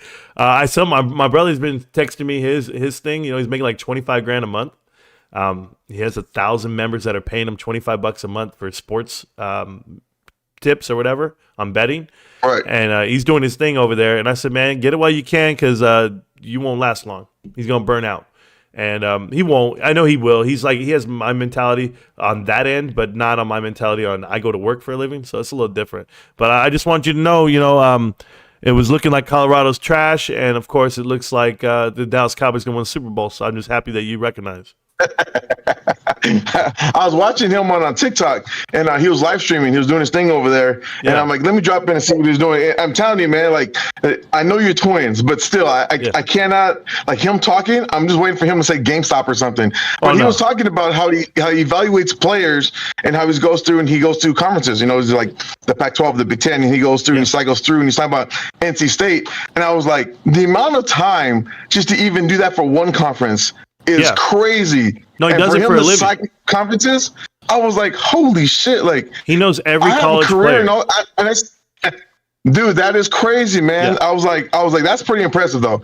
I mean, so he knows every college player. Back to like you. Oh no, go ahead. I'm going to tell you something though. Like, just so you're clear, he knows every college player. He knows all their destinations on the transfer portal. He knows all the offense coordinators, defense coordinators, all the coaches. But he's been studying football for 20-something years, and it's his passion. That's his only thing he does for a living.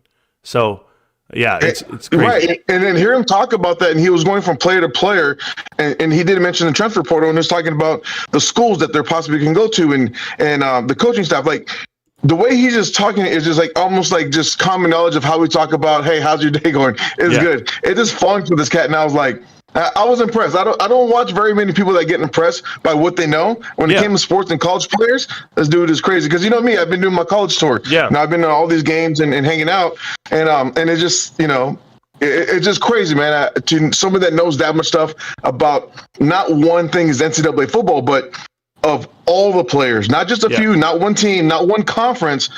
All of them.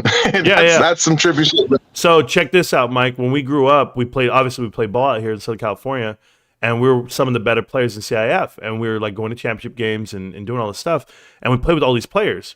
Well, what Rico did was he was playing video games. He was actually playing NCAA, right, at the time, and he renamed all of the players for every school because it was only jersey numbers. It wouldn't give you the names. So he put in names. He built his own dynasty mode, and he used all the players. And then every year he would update his database and follow the players all the way to the NFL. And then he would import the draft class, and he would play Madden. So he would do this all while being, working at the NSA, working for, the government. He's a damn genius on the computer side. And he's been a certified ethical hacker for like 20 years. And so by working in those areas, it gave him so much free time to keep studying. He's been following every player from prep. So he follows prep sports. That's what he really does. It's not college. It's not that he knows everything about college. He knows everything about high school football. So you'll see a stream of his. He'll do like Friday nights. He'll do high school football all night long from every state. He covers every player. And he's like, oh yeah, I remember him when he was at this high school, blah, blah, blah. So that's how he knows the college guys. Like he frames it that way. I see. He's been doing it for 20 years, bro. I don't hate on him on football. I'll give him crap NFL, whatever. But when it comes to prep sports and college football, there's nothing like it for him. And he follows track and field, and he follows UFC fighting all the same way. But that's why when I talk finance, he kind of throws shade at me because he's like, because it's a category he doesn't know. So that's where he's like, he feels like he can't have these conversations. So he just walks out the room like a punk. That's it. Yeah, that's pretty good, man. I just wanted to drop in and say what's up, man. Keep doing your thing. No, I appreciate you, Mike. You know that. Yeah, this price for GameStop right now, man. It's man, I put in the chat right there. It's like little noms. It's some good eating, man. So you know, it's a beautiful thing. So, well, God bless you, everybody in the chat. What's up? So God bless everybody. Have a blessed day, and ref you later, man. Take care, bro. Appreciate you, bro. Get at it. Keep grinding. So that was owning the float. Own the float is his own YouTube channel. His name is Mike, and he's a huge supporter of retail investors. He was openly admitted, to being an AMC investor at one point and a promoter of the stock and even the leadership. But he understood where he was wrong. He was man enough to say where he was wrong, and he was he's been great for our Discord to come in and just show us that he's a real person, and he's been sincere the whole way through. So I appreciate Mike for his support of the channel and the content we put out. And obviously, apparently he supports my whole family. He likes college football, and that's the way to go with Reeks. But for me, I'm finance, and we've been doing it for a long time. So treasuries get 5%, even if they park their money at 5%, $1 billion, that's $50 million. Yeah, be real, it is, but you got to understand, they're not going to get that money at the end. You have to live all the way through it. So if the rates keep going up, it's over. Ryan Cohen as CEO will make a difference, Marantz, as the stock drops $3 in Cohen as CEO. Yeah, loose cannon, it has made a difference. For me personally, it made me feel a whole lot better about the situation. So I thank you so much for that, though. Less hype rambling, more actual facts and numbers. Bill, you can come on through, and if you ever want to have these conversations, the microphone's open. Here's the thing, guys. I'm not going to get into a match with someone by them typing into the chat. If you guys want to have an idea or a stance against GameStop, come onto the Discord. The link's there. It's pinned to the top of the chat. And let me know how you want to spit this. You let me know when you want to have this debate about fundamentals and how GameStop's going, because you have none. None of you. Dan Olson, bring your fat, bald ass in here and let me know what you want to do, Danny. All right? Make a documentary misquoting me and taking it out of context again. I'm here for you. I'm not going to sue you for slander. I'm not going to get your shit pulled. I'm just going to tell you, you need more friends in life, because all your friends that are spamming my chat, they're not going to make me think any different. I'm just going to let you know. Damn, who's that? Don't get too spicy. Is 20 shares enough for a big profit? I don't know. I don't know what you think is enough for a big profit. I don't know what a big profit is. I don't know what 20 shares mean to you. I have 50 shares and I'm doing great. The battle for truth is on, and where the GameStops, we're at GameStop. Absolutely, GME is freedom, and you know that's damn right. Ryan Cohen going to be a trillionaire. He's working on it. Retail owns the stock. Marantz on GME and every other AMC YouTuber in AMC. There's a big difference between me and those guys, Ace of Clubs. Private equity pushed AMC out in front of the crowd and the public. They use social media to do it. They use mass media to do it. They put their most popular YouTubers on TV. They did everything they could do to ruin that company and you as a retail investor. Don't get mad at me. I don't control the price of those meme stocks as much as you guys think I do. So, obviously you guys put the blame on me. For whatever reason, me talking about it is offensive. So, just like Tonko Native says, Marantz Rantz ridicules investors. Are you sure? I think I do a pretty good job at ridiculing everyone included. Not only investors, pumpers, and the leadership team themselves. So what? So did AMC. How'd that work out? You'll see how it all works out. Why these folks keep bringing up AMC? Yeah, I have no idea, but it's what they want to do. Good fundamentals would require a profit, something GameStop has failed to do. They've actually made a profit over the last, X amount of years. Just so happens the last 2 years, they haven't made a profit. So, but we'll see. They've had 2 profitable quarters since the pandemic started. They've had 2 profitable huge quarters. They actually made $80 million and $50 million, or $49 million. So I would tell you they did pretty good. They spent a lot of cash fixing the problems, repairing the boat, as you say. But it looks like a cruise ship right about now, cruise liner, and we're all involved. So it's great. No, not like AMC. AMC is a lying CEO, and there were 4 million retail holders. Cool. There it is. Marantz, Chronicles of the GameStop Saga and Legend. Marantz, the Truth Hammer Rants. Thank you. Appreciate that. James Janney, yes, that's the guy. You guys can go ahead and look him up if you'd like, and you'll understand just how big this could be for us, and it'll look great. Ace of Clubs. So GameStop has never been profitable. You sure? That's my whole point. Did I say never? They aren't now, and stock price movement reflects that. Ace of Clubs, the stock price movement does not reflect that. There are plenty of companies that don't make a profit, and the stock price does not move the way GameStop does. GameStop moves at a dying rate. as in they're trying to kill it. You can try all you want. It's not going to make a difference. Okay. So it says here that my live stream is flagged for harassment. I mean, are you crazy over here, TikTok? Like, there's 10 of you guys in here, and you guys flagged me for harassment. I literally have to end the live stream on TikTok because these guys are trying to ruin my damn channel. This is just crazy. This is what you... Hey, guys, the trolls are out here. Holy shit, bros. Get a life. Yeah, report that. Goodness gracious. 1,300 people over there on TikTok, and a couple of idiots want to go through and say I was harassing. This is crazy, bro. I've heard it all now. Excuse me while I take a break and get my drink, guys. I'll be right back. We'll have some more fun here in a minute. We'll see what else I can play for you while I'm here, because Lord knows. Oh, I like this song. Do I like it? Oh, you like this song, so I'll play this one. I'll be back. I'm rich, I'm pretty, got an apartment in the city and a beach house off the coast that costs a couple milli. We are going toe to toe, we be singing while we're winning. By the time I'm 24, retired, still with it. If you got a man, send his brokers back to bed, cause tonight we flying high first class to Japan. Eating sushi, wearing Gucci hot springs, cause we can. Sipping on sake, making $1 million plans. Super yacht, smoking pot with our $1 billion friends. Bright lights, white lines, summer in the south of France. We're going on a plane and we won't be back again, cause we're heading to the moon, screaming catch me if you can. So I'm about a 9, but she thinks I'm a 7. Got money, all of a sudden she thinks I'm 11. Wow, how much did you make? Nah, I'll never be telling. Let's just say I went through hell to be living in heaven. Boom, boom. Cha-ching, ching. Boom, boom. Cha-cha-cha-cha-ching. Boom, boom. Cha-ching, ching. Make money, middle finger up, come on, let us sing now. Boom, boom. Cha-ching, ching. Boom, boom. Cha-cha-cha-cha-ching. Boom, boom. Cha-ching, ching. Make money, middle finger up, come on, let us sing now.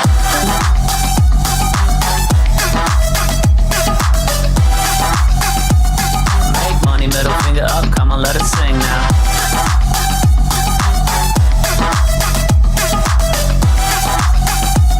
Make money, middle finger up, come on, let us sing now. I am fly man, diamonds on the hand. Got money in the pocket, about to pop a rubber band. Fly to an island off the coast of Iran. Got money in advance, so the honeys all dance. Got 25,000 in the duffel out plan. It's a G6 like a taxi cab. Like a taxi cab. All right, I'm back, guys. I just cut it hard. I don't even care. I got to get back to the chat, back to you. I want to get through all of this, make sure I don't miss anything. If you want to come into the Discord, you can talk to me personally. September's still sitting there in the Discord. If she has anything she wants to say, the mic is live at all times. But let's see what it has. Yeah, music playlist, please. I'll put that together for you guys. I will. Okay, so you would think GameStop is a great company once they post their T12 profits. That's going to happen. It's going to happen real soon, guys. The will is rigged? No, it's not. You think Ace is completely programmed by society? They can be. 1457, I bought the bottom. Funny Spider, you probably did. For me personally, that's a great number, but you know what? I'm not discouraged. If I don't get in the 14s, remember, I get my money tomorrow afternoon, so I'm looking at buying in Thursday morning. I don't care what the price is because it's going to be lower than my cost average. Officially, my cost average on Fidelity is $31.80, something like that. $31, $120 a share. I thought I did pretty good at the time.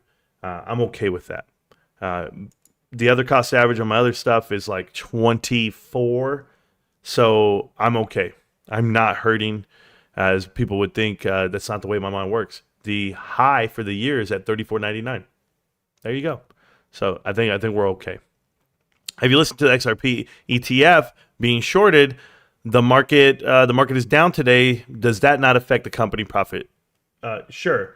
If we look at the whole market, I know the SPY was crazy this morning. It was coming down to 421. Oh, down to 420. Oh, I love it. Look at this nonsense. Yeah? Oh, yeah, we're the problem. I know. It's our fault. That's the problem. It's our fault. My bad, guys. I had no idea. Let's go see. Walmart down? Yeah, it's down. Yellow, still good right there at 141. Tesla dumped all the way down to 244, battling back. PayPal. So glad I didn't listen to Markets with May. Mullen Automotive, never touch it at 45 cents. Microsoft, still strong as hell, even though down. Look at this. Gut the blue chips, guys. That's how you do it. Gut the blue chips, and you wonder why GameStop goes down with it. Oh, Kohl's. I'm sorry, guys. That Kohl's is not real. That is not real. HYMC, 29 cents. Adam Aaron, great investment. I just want to tell you that. GNS. Hey, Marantz, what do you talk about GNS? I wonder why I talk about them and tell you it's trash. 75 cents. When did I start calling these guys out? Months ago. Months ago. I can't even tell you. GameStop looking healthy. I say looking healthy. Look at this. 576 on Costco. 576, and then boom, they came and butchered it. That's okay. I don't lose anything, guys. My last big buy-in was at 480, 490. And that means I'm up way high. But in addition to that, I buy in every damn paycheck. Oh, were you right about Carvana down to 36 from 60? I mean, just, guys. Oh, no. Marantz was wrong about Carvana. Was I wrong? I'm just curious. 57 all the way down to what, 38? You tell me. This whole pump to it, all this nonsense, this is just the last pump of what it is. If you don't know what this damn stock is, here you go. When in doubt, zoom out. That's Carvana. That's something you never want to touch. Or touch it. Go ahead. This is gone. It's gone forever, guys. Never coming back. Bed Bath & Beyond. Woo! It's over. I don't know what to tell these butterfly people. I smash butterflies, by the way. Smash them. Apple, gonna be great one day. Gonna be great. It already is. It'll fight back. It'll find its way back. AMC, trash. Just absolute garbage. This is never coming back, guys. Never coming back. You saw it way up here at one point. Look at this. I mean, I don't know what to tell you guys. I don't know if you guys pay attention to stocks, but from 393 on that 10-to-1 reverse stock split shit, look at this, dude. I mean, it's flatlined. It's gone. It's never coming back. And so anyone in AMC, if you don't understand that it's never coming back, that's your own damn problem. I can't help you. This is different. GameStop's totally different, guys. If you only knew how great this is right now. They're not doing anything to hurt themselves. They're defending themselves, but they're not here to hurt themselves. It's great. Look at this run right here. Look at this. This is great. From 1457 all the way coming up. I like it. Battle back, guys. Get over 15. We'll try our best. We still have 2 hours to do it. All right, so that's the stock. That's the movement. Let's talk. All right, pinned to the top of the chat is the Discord, guys. You guys can join in at any time. Join the chat. If you have any questions, let me know. I'll answer anything. If you guys are watching past videos throughout the week, this is our one live stream this week. Fortunately, I cannot do 2 live streams this week. I have a doctor's appointment. For those of you that actually support the channel and you guys are in the members only section, you guys know the background of the channel, right? Like there's a behind the scenes type look where I tell you what's going on for the week. I'll share it with the other guys right now only because they'll get the info late. But on Thursday, I'm going in for evaluation for surgery. So that's the way it's going to happen. I'm trying to get my elbow repaired. It's extremely damaged, and I'm trying to fix it. But we'll see how it goes. Wish me luck. That's all I can tell you. I would say they have potential. I have them on the watch list, but I wouldn't buy any of their stock right now. Ace of Clubs, and maybe you don't understand what the hell it is. But, hey, do what you can, bro, Mr. Potential. Do what you can. Shout out to Tetron Invest. How you doing, sir? Ace, okay, so come back in like 6 months then. Exactly. I would say the Ace of Clubs has no ideas that they're beneficial to society. I just hit 1,000 shares today. Monty, great job. You're doing amazing. Feels good, man. Wow, Monty. Wow. Exactly. Monty's on fire. Elite Shot, the COD streamer. Wild. Yeah. Stephen Duke, that guy. He's awesome. He holds GameStop, just so that we're clear. And he DM'd me to tell me. And he says he watches the channel. And he watched me and he loved the vibe. So there you go. So I watch his stuff. I need a new account, Ace of Spades. There you go. Ace of Spades, Ace of Clubs. You guys figure it out. I had 250 sell because of financial difficulties, but I'll definitely buy them back in some months. Oh, do your best, bro. Do your best. I wouldn't know. I'm just going to tell you, the whole financial difficulty stuff, that talk, it's not that I'm against it. I know some people out there have sold for numerous reasons, but me, I just don't leverage myself that way. So these guys have 40 accounts. I wouldn't doubt that as well. Where is Cosmic Lightning Warrior, guys? He's coming back live, coming up real soon. I think he said he's going to live stream this week. So he just tweeted that out. He wants to live stream. He's got some things bigger, better. I don't know how he can go bigger and better, but he's going to do what he can. Did your son get his $300 pair of shoes? Damn, Horsia. No, I don't even know how to say your name, bro, but Dame. No, he's not getting no $300 pair. $30. So you put one too many zeros on there. I don't spend more than $30 on shoes. Maybe they forgot. We'll go to Ross and we'll look for it, bro. Ain't nobody getting $300 shoes from me. 120 shares of GameStop at 1567 cost average. Robert, that is an amazing deal, Robert. Great job. Way to hold that. Let's see what we have. I hope I will be able to buy. Yeah, me too. See you in 6 months, Ace. Yeah, somebody give him that timeout. I appreciate it, guys. Loving the journey. Absolutely. You'll figure it out. I have no idea. There we go. Somebody say Niners are 3-0. They're 4-0. They're 4-0, bro. And they're trash. The funny part is he admitted to doing it. Like, what the F is wrong with that guy? I don't. Kunta's got problems, bro. He jumps in and out of accounts all day. Moas is tomorrow. Thanks, Raider Bo, for stating the obvious. The GameStop lemmings are melting down faster than the GameStop price. I wouldn't say that. I'm here and I feel great about the price. I love the price. I'm pissed off that I don't have my money today to buy it. Just speculation, but I think Ryan Cohen's history with Chewy, he's got something big for GameStop coming Q4. He's down $700K in the last year on his shares, and he's still holding. He's just waiting on the timing. I think he's down a lot more than that, Green Garage. Okay? He spent over $10 million twice now in the past 2 years. The fact that you're telling me he's down 700,000, he's probably down more than that. Like way more than that. He bought in at like $24, $22. $24. So he's down at least $10 a share, and he bought millions. I mean, just, I don't know what to tell you. Your math is wrong. Almo, almost 40 videos of connecting the dots, and they won't be able to do that either. Yeah, it's too bad, bro. The connect the dots videos are undisputed. You let me know who makes a video contradicting what they say, and I'll still be here just for you. They tried. It didn't work out too much. You started that drill on your knees. Yeah, I bet you're good on your knees. Ribcage, I am. I'm very good on my knees. What's wrong with being good at something? Like, I don't know what you're insinuating. Are you saying that I'm good on my knees because most people that perform blowjobs on you, the men that perform blowjobs on you, are on their knees? Is that what you're saying? What's wrong with that? Tag me in, bro. Is that not what you wanted? Well, I don't understand. What kind of credit do I get? I'm 40 and I'm okay with being on my knees. They're not aching and I can do it, bro. I don't know what you're mad at, man. I don't get these guys. These guys who have this undertone in their text. So bad. Kunta is older than dirt and he acts like a teen. He farts dust. Thank you guys so much for the visual. I appreciate it. You guys are fighting with people. Here in the chat right now is Rockman13. Rockman13, if you unmute your mic, the floor is yours. What's going on, Rockman? Rockman. So I'll go. Okay. Last week, Jim Cramer tweeted that he said Costco is hands down one of the biggest retailers in history. Does that scare you? And I'm obviously being sarcastic. Yeah, no, he said that they're one of the greatest, right?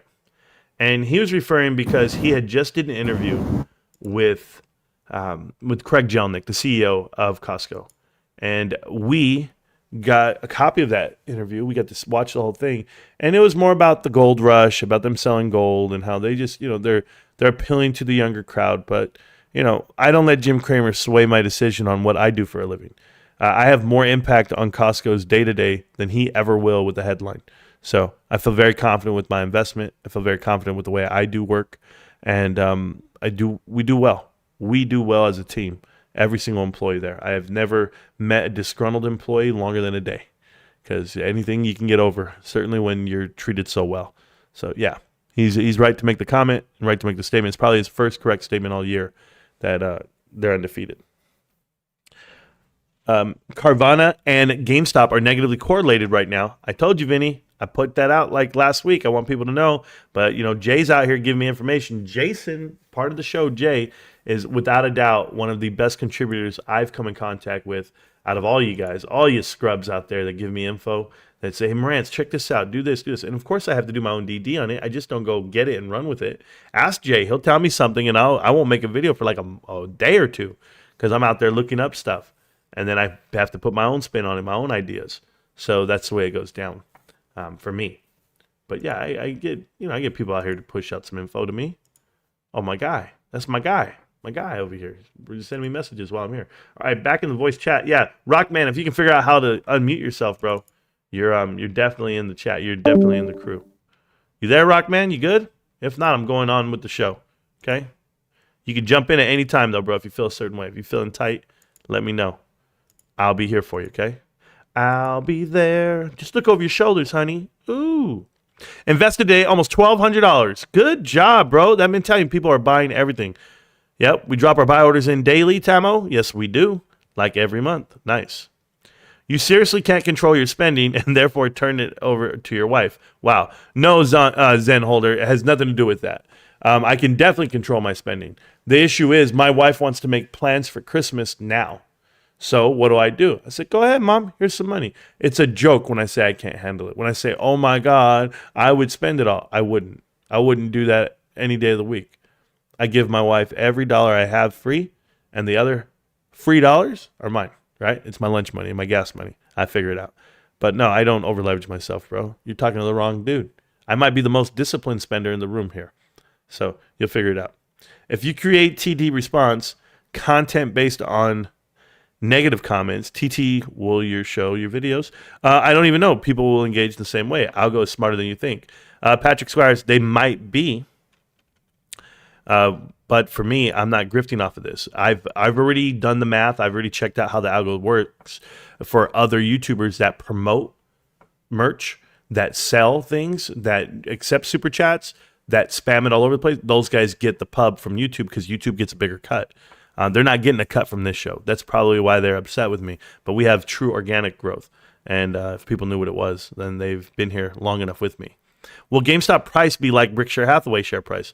No, I'm going to be honest with you. I don't think it's that high just yet, but we'll see where it goes from here. But I can only imagine. What's good, my G? God bless everybody and the dudes at these prices. GameStop, all I got to say is, goddamn, player, nom, nom, nom. And that means people are picking up shares. Appreciate you owning the float. We own this float. Don't worry, I'll adopt you, bro.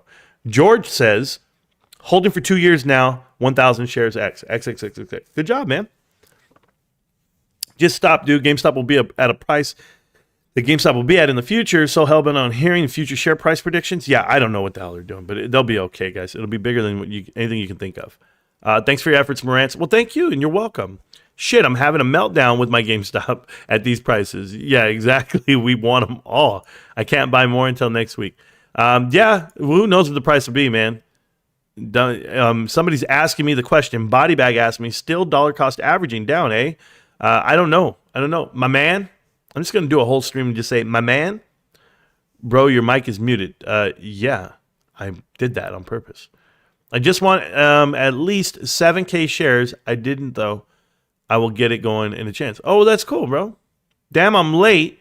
This is what I get for going out to get some food. It's okay, Edward. Edward's been out there fighting the battles. Edward brought it to my attention that Dan Olson existed with this damn documentary called This Is Financial Advice. And then we watched it. It was over 2 hours long, and it was the same shit for the next 2 hours.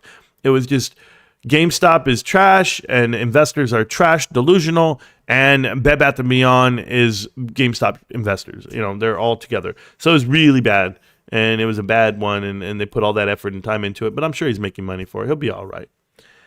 Is he driving and hanging out the window like Ace Ventura? Pretty much. That's the way it goes down.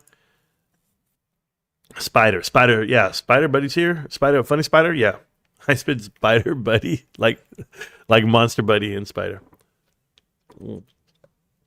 I'm taking the trash out. Be right back. No problem, Kyoto. Appreciate you, man. You can't do that without singing Chitty Chitty Bang Bang. Yeah, I guess. That's the way it goes. This guy's name is Brass Knuckles, a.k.a. Kinte. The last time I heard a YouTuber counting on bank failures to boost their stock was in AMC. Oh, that's cool, man. Totally different, I guess. You should know what Project Popcorn is. Inform yourself. Absolutely. He either crashed or muted the mic. Yeah. State Street, going to be collateral damage. Sure. Who do I think is going under? I don't know. Probably the company that just posted 2 straight losing quarters and whose stock dropped $505 in the last 6 months. Who is that? Who dropped 2 straight losing quarters and dropped $505 in the last 6 months? Am I missing something? Marantz, I told you in Discord crew, JP Morgan won't go down.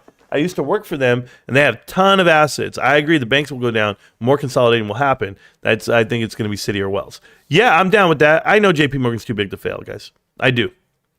I'm well aware of that. I want a shirt. Challenger, get at me. I think Bank of America will go out. I don't know, man. I'm just here to watch it. Marantz has small shoulders. His shirt is extra small. Okay. Thank you for that. Appreciate you. Apparently you are Stevie Wonder, bro. In the chat right now is Rockman. Rockman, what's going on, bro? Hey, Marantz, how's it going? I'm outstanding. How can I help you this afternoon? Been trying to come in for a bit there. I guess I'm too old for this technology. That's okay, man. What are you, about 31? No, you're just a kid to me. Oh, there you go. Well, you sound good. What's going on? What's on your mind? Well, I'm from the Tom Landry, Tony Dorsett, Danny White days. So there you go. There you go. Yeah, I'm up there. A bunch of overrated Dallas Cowboys. I got it. No. Yeah, that was back when I was maybe six. Yeah, six or seven. I was watching, the only guy in Canada watching the NFL in grade school. But yeah, what's Canada's obsession with GameStop, bro? I've never met so many people pushing out other stocks and then, celebrating GameStop as well. But it's been difficult in here. It's tough. It's because it was a place to go, right? Yeah. Like everybody loves gaming. Everybody loves. I guess it depends on your personality too, but like I used to like to go in and talk to the people and just look at all the games, just like going into like a library and looking at all the books. Like some people feel more attached to that, I guess. Well, I see a lot of people hang out at Barnes and Noble, so yeah, I hear you. Yeah, the thing with me is I've made a lot of mistakes. So I've learned what works and what doesn't work. And one thing I've learned is that there are truths to everything. And to know the truth, you can't really go to like an outside source. And that's what like I was doing for a long time. I was, I needed advice on this. I needed advice on this. And like I made just about every mistake possible. So I do have some experience. And what I found was once I learned and was able to get in touch with myself, like my deeper self, I started seeing, like the synchronicities and signs and my mistakes in their intensity and how often they happened went way, way down. And that's transmutable to everything from judging character and, just having a feeling about certain situations and certain people you come across. And the more in touch you are with yourself, the more truths you will see. And I think that's a commonality between a lot of the people in the community and investing is the feeling of it. And I'm down quite a bit. But I went in, like I've been here since around the squeeze. And I'm not really worried at all because when I started off and even from like Ryan Cohen's first speech at that AGM, it felt different. It felt like it was real. It felt like there was a truth in there in what he said. And it feels like there's a truth in the community. It feels like there's a truth in this story. And what that truth is, I don't know. None of us could know. Like people talking about his letter, we have no idea, really. We could, guess. But it's there's something different, right? And I'm here now because this is where I am. I don't know why, but I know I'm supposed to be here and I was supposed to make the decisions I did make. How that will turn out for me, like maybe it won't turn out good, but it'll lead me to something else. Bravo. Amen. And so, yeah. No, you did great. I'm letting you keep talking. I'm just agreeing. Whenever you go to church and people just say "Amen" in the middle of you talking, doesn't mean you have to stop. Keep going. Yeah. So, there's just like I don't want to persuade or influence other people to maybe invest more or go crazy, but there was a couple things that happened, and I went all in. I threw my whole pension in there. I borrowed money because there's just something is going to happen, and I've heard that inside myself, that you just need the patience. Now, for something to turn out good, it doesn't mean they're going to acquire somebody, or it could turn out good in a way that none of us could have ever thought of. You know what I mean? It could be anything. It could be something to not even do with the business. You're doing a good job of convincing yourself about this whole conversation. And listen, I'm not here to tell you yes or no. All right? Yeah. I just want you to know something. Like, Rockman, your idea of investing, or if somebody spoke to you in your dreams, are a lot different than what I would do, because I don't know your situation. I don't know how many kids you have. I don't know if you're married. I don't know what your commitments are financially. I know my stuff.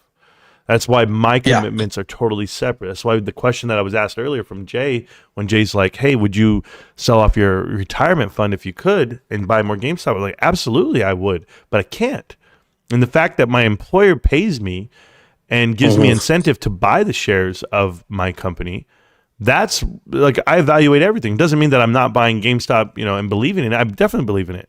I believe in it more than I ever have right now today.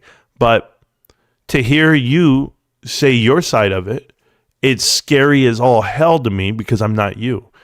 Leveraging yourself, putting your whole pension, borrowing money to get more share, all of the things I would never do, because I've lost it all before, and I don't want to risk. I don't want to risk it that way. It's not that it's not a risk or it's a guarantee or any of that, any of the above. It's to the point where I evaluate things on a different level. I'll give you the example, and I think this is a good conversation for everyone to hear. If I die tomorrow, my kids and my wife get insurance money. They get assets that I might have left over to get my portfolio. What if they need that money tomorrow? I'm not here to make more money and provide for them moving forward. They would have to sell off the positions and lose. Am I willing to risk what they need today versus what they could? This is why I insulate myself with, a life insurance policy, or with the idea that I can park money into certain securities and alternate assets or precious metals, things like that. So there's just so much that I value and I weigh in every time I hit the buy button. I'm totally different than what you are. So you'll hold for your reasons, you'll promote for your reasons, you'll speak for your reasons, and I'll respect them wholeheartedly. I will, because they're yours. But for me, I give out the info and I just tell people what it is. And if they want to make their decisions the way they do, I support people. I do. I just try to be a positive place for you to come and hang out with me. But for sure. And I like the fundamentals do matter. And I didn't just. It wasn't fully on a whim that I just, took that leap. But I'm also single. I don't have any kids. Yeah. So I'm fine with what I have right now.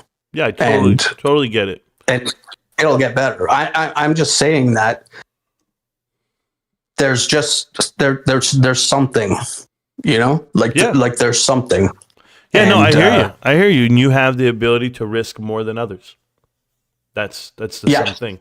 And that's awesome. So shout out to you. Yeah, but I can't always comment or talk because of work, but I watch all the time. I'll listen to it after. That's cool, right, man? I appreciate it.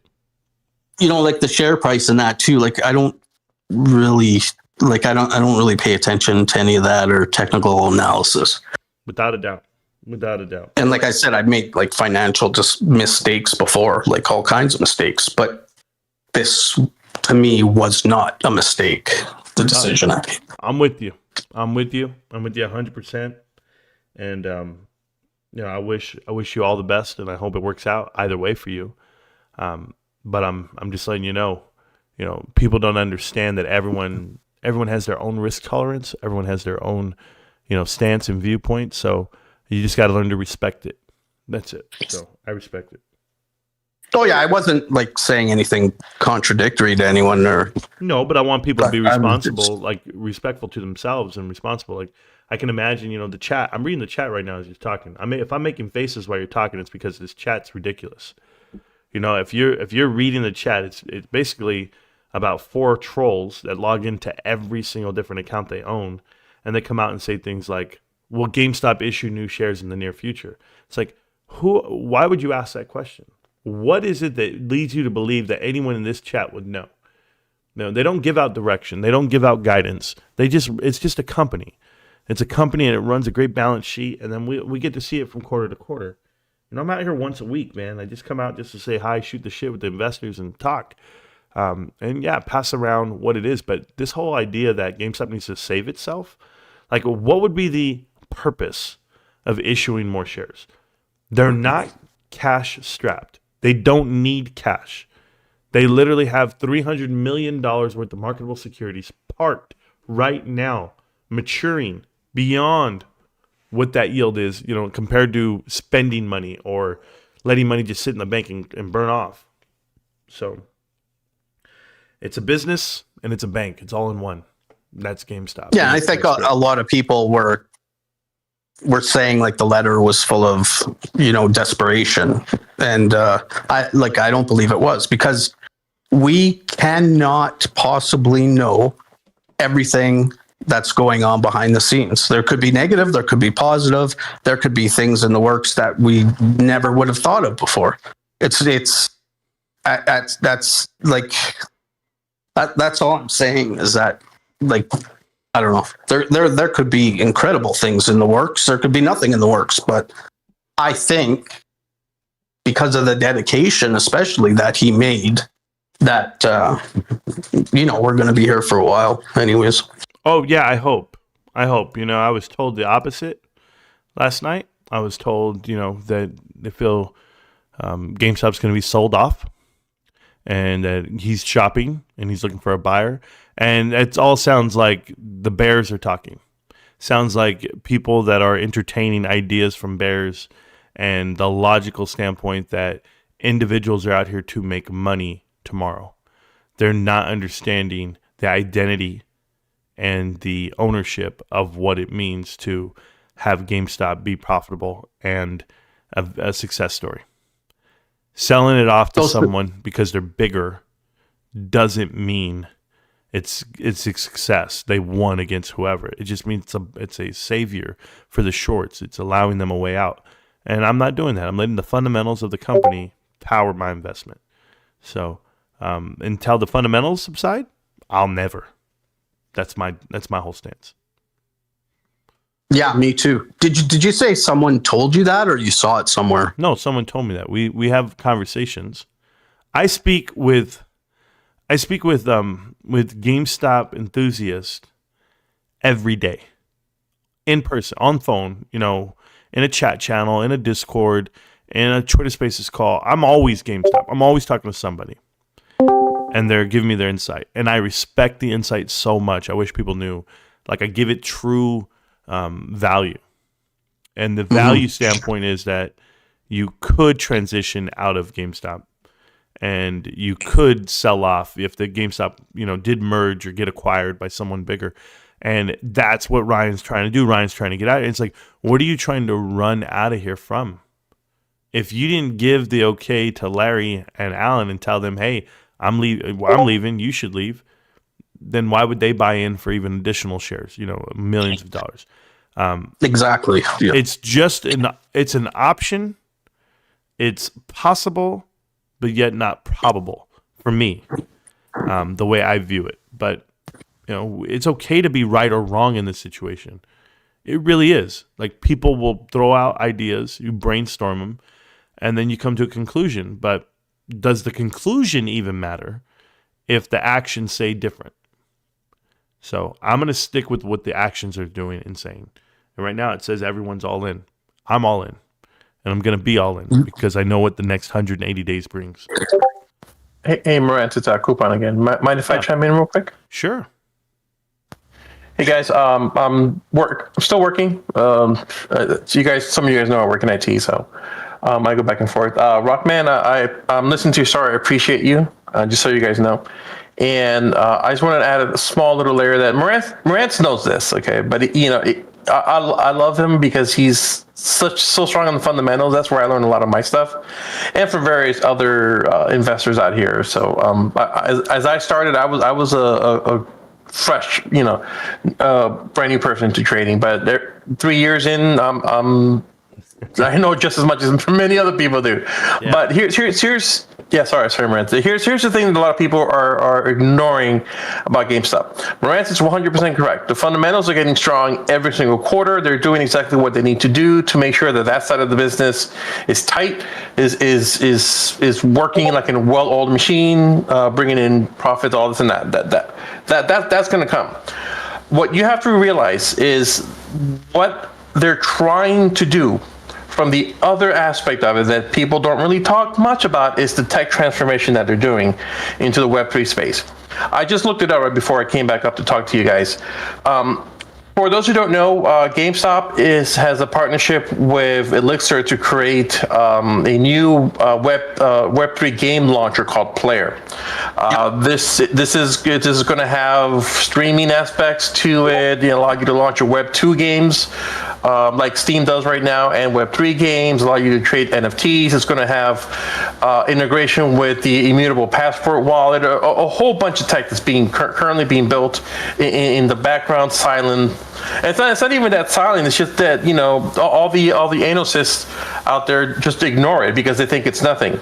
But for those who know exactly what's going on, most of us are gamers, and so we know how gaming is. It goes through transitions. New consoles comes out, new technology comes out. It takes a little bit for people to pick it up, and it goes from there. But like I mentioned, I looked this up real quick. Steam last year made a profit of $8.88 billion. Okay, now granted, this is Steam. It's the big gorilla in the streaming space. But this is the sector that GameStop is trying to transition to on the e-commerce Web3 side of things, which is, again, being completely ignored by all these analysts out there. So if GameStop can bring out a really good product, and I believe they are because they have some top-notch developers working on it right now, and we've seen what they can do so far. And if they can tap into that market, even just a small percentage, I'm not going to give out numbers. Don't ask me because I have no idea because this is all in the future. We don't know what's going to happen. But if they tap into just a small amount of that $8.8 billion of profit, okay, just imagine what that's going to do to the actual fundamentals and the financials itself. So right now, GameStop is in the great trajectory of being completely profitable for the rest of the year. Q3, looking forward to it. Q4, as we all know, is always a beast. Add on top of that, once Player comes out, once all the Web3 games comes out, the Gods Unchained, Illuvium, Kiraverse, all of that stuff comes out, and then the GameStop marketplace becomes fully live. So remember, it's still in beta. It's still there, just being tested, all this and that. And they're making a couple sales here and there, but it hasn't been given out to the masses. So a lot of people forget that, the GameStop marketplace, hasn't done anything. Yeah, of course it hasn't because it's in beta. No one said this is live, ready to go, because there aren't any games ready to go. Once the games that they're partnered with Immutable are ready to go and live and gold, as they say in the gaming industry, then we'll start seeing some movement there. Then all you need is a couple of games here and there. And the games that I mentioned, again, aren't the only ones. They have over 100 plus games just on Immutable itself, and that's not even talking about the Polygon games and a couple other companies out there. So once that goes live, the additional revenue is going to be off the charts because they've already spent the money on the GameStop marketplace. They've already spent the money on the infrastructure. It's all paid for, ready to go. And like Marantz has talked about before, hidden figures. You know, once the payment to Immutable X is done, and then they're good to go live as well, then they're going to be making money. We're going to be making money, and by we I mean the company. And then we exactly. We're going to be making money exactly because we are GameStop. Hell yeah, exactly, Marantz. And then we'll see that exponential growth. We'll see that transition. We'll see that revolutionary new tech that is created to combat Steam, to allow people to own their digital assets, which is something that people have forgotten about. It's like right now Steam can shut a game down, or a developer can shut a game down, and you just lost everything. You spent thousands of dollars playing a game for years, and they can just shut it down, you know, because they want to.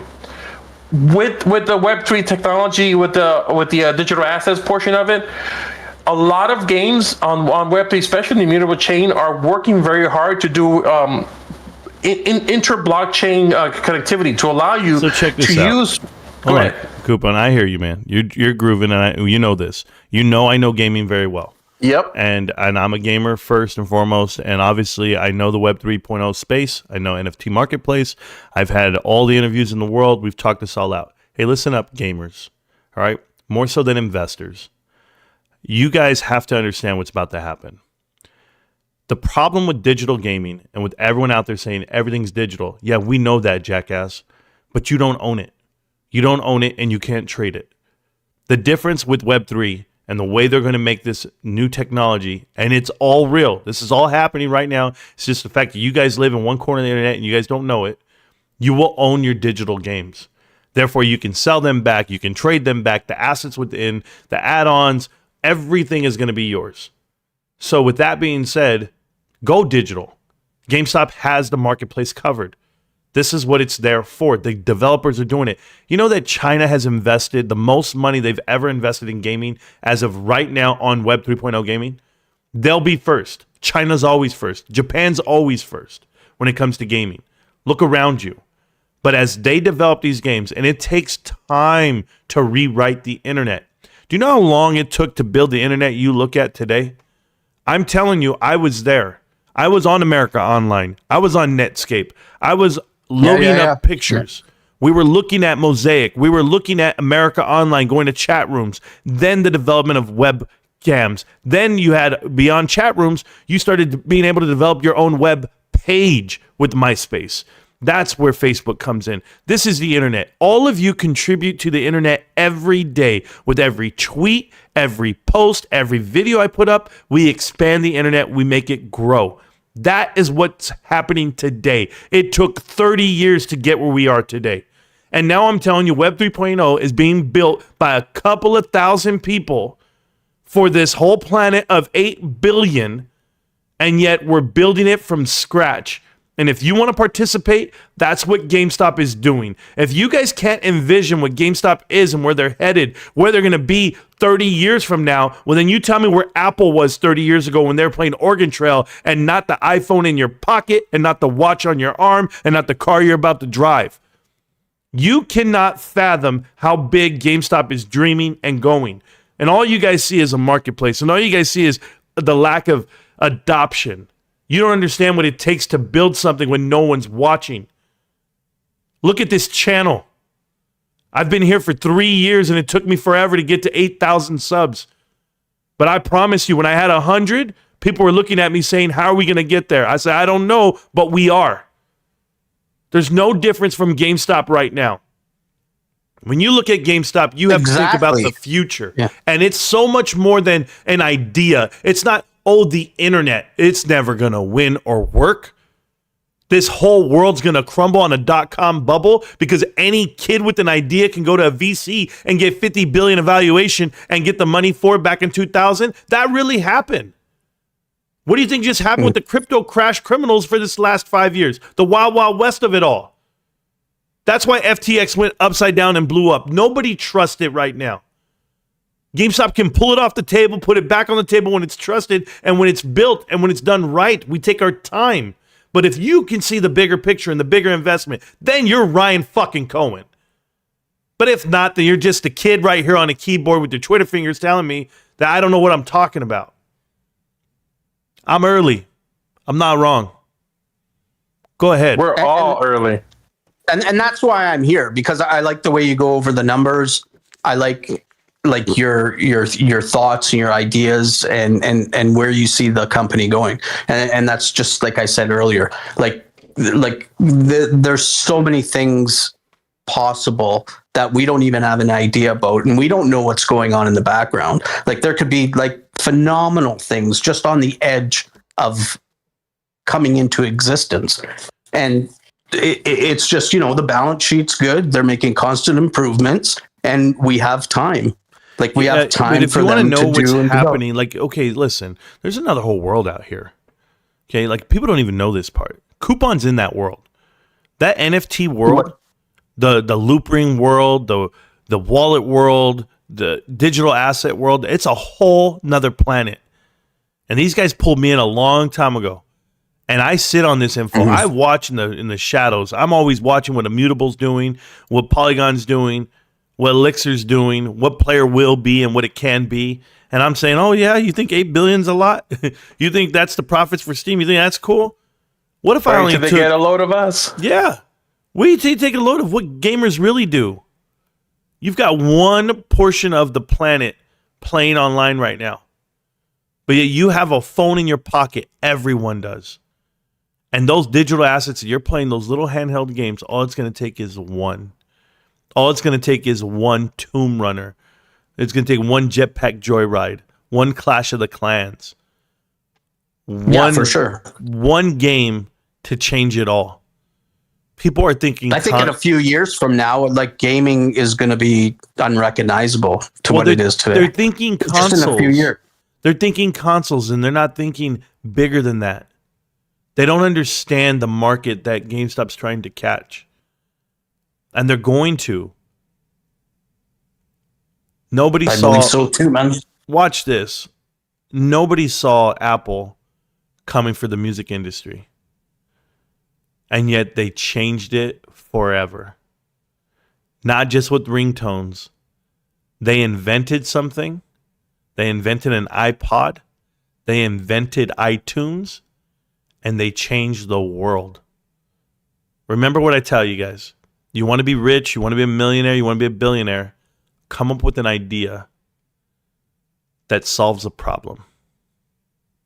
Hey, Marantz, I have a question for you in regards to Apple. Yeah.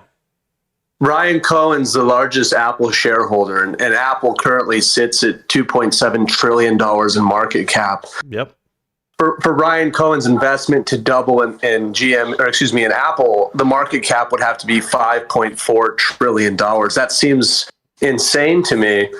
Do you think that there is a threshold, considering GameStop has roughly just shy of $2 billion in cash and inventory, hard assets, and is priced at $4.5 billion? Do you ever see him, betting the farm on GameStop because the ability to double or quadruple or 10x that money far easier than Apple? I think your math is wrong, because he didn't buy into Apple at the peak. So the evaluation of Apple's market cap is not the fact that he's going to double what he put in. He hasn't bought Apple lately. He bought Apple a long time ago. Double his current position. Yeah, his current position. But I'm saying his original position, he's already doubled, because Apple's increased that much. So to go from having $1 billion to $2 billion, that's here and there. But this guy's already had a GameStop position worth almost $2 billion and didn't sell. So individually, he's going to be great. He's going to be a trillionaire, man. I know people don't see it my way. People think small numbers. But I remember when $50 billion was everything. And now it's 300. So 300's everything?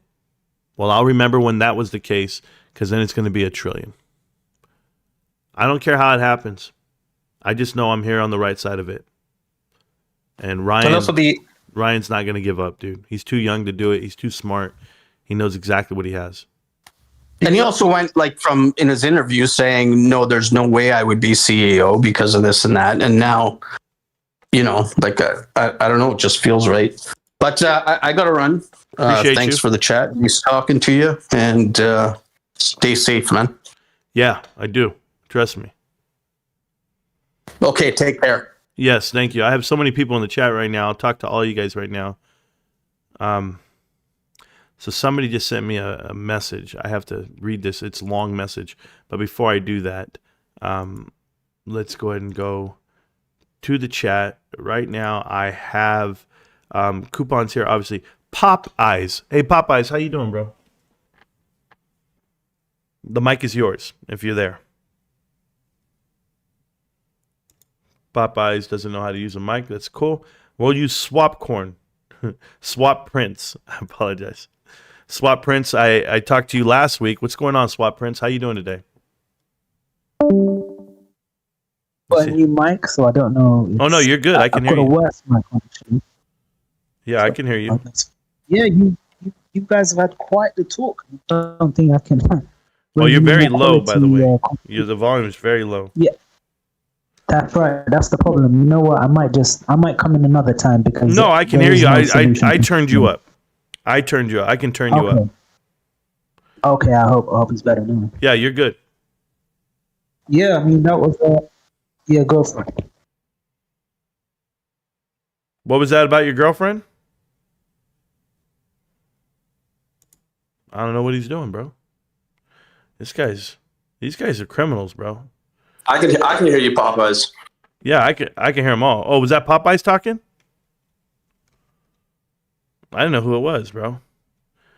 Anyway, whose house? You have anything else you want to say? Because I'm going to go to the chat. If not, this chat's ridiculous. I think Popeyes is trying to talk, but yeah, I was just my question was the Apple question, and I know he bought in much earlier. I know he's up big time on the Apple. I just wondered, for a vehicle, for a vessel, right? If I had 100,000, me personally, I'm betting it on GME versus Apple because I feel like the return on investment is there versus the market cap. To be priced at $4.5 billion, I feel like I get to stand behind Ryan Cohen and Las Vegas and put my chips on top of his stack. And he's not doing it for me. He's not doing it for you. He's doing it because he has 750 million soldiers out there, whatever the number is, 600 million. And yeah, I mean, I'm betting on the guy. I'm betting on the jockey. Not so much the horse, the jockey. Yeah, I mean, it's ideal. I think the upside is much higher than on GameStop than it is on Apple. Obviously, you're at the top of a market right now. The unfortunate part is those top 7 stocks fluctuate with what the economy's doing, or they can be manipulated that way. But fundamentally, there's not a better position to buy. Book value for an Apple share is around 2% equity for what they are. GameStop's over 25%. Isn't that amazing? And I wonder if markets or analysts or whatever will end up pricing this almost near cash. I mean, I'm interested to see what the next quarters are. Yeah. Again, to have no debt, to have $1.1 billion or whatever it is in cash, to have 700 million in inventory, and to be priced at less than a year worth of sales. I mean, for me, this is all. I don't know. It feels like it almost has to be, and I'm a believer in. So I'm going to tell it to you like this: this is a DFV moment, okay? For sure. This is, and if people don't know this, and I'm not saying I'm Keith Gill, no, but you are. All of you investors out there, you guys, this is your moment. There is not a stock like GameStop, undervalued the way it is, priced wrong on the market the way it is. Not a single stock out there. Listen to me, guys. They are trading below their annual sales, 1x. And they have zero debt. And they have they stopped the bleed. Oh, we know this part. They're about to show, or they already are, net positive position, T9. Okay, the trailing 9 months, they have a net positive position of $43 million. They will have a net positive position for T12 coming up after this quarter is announced.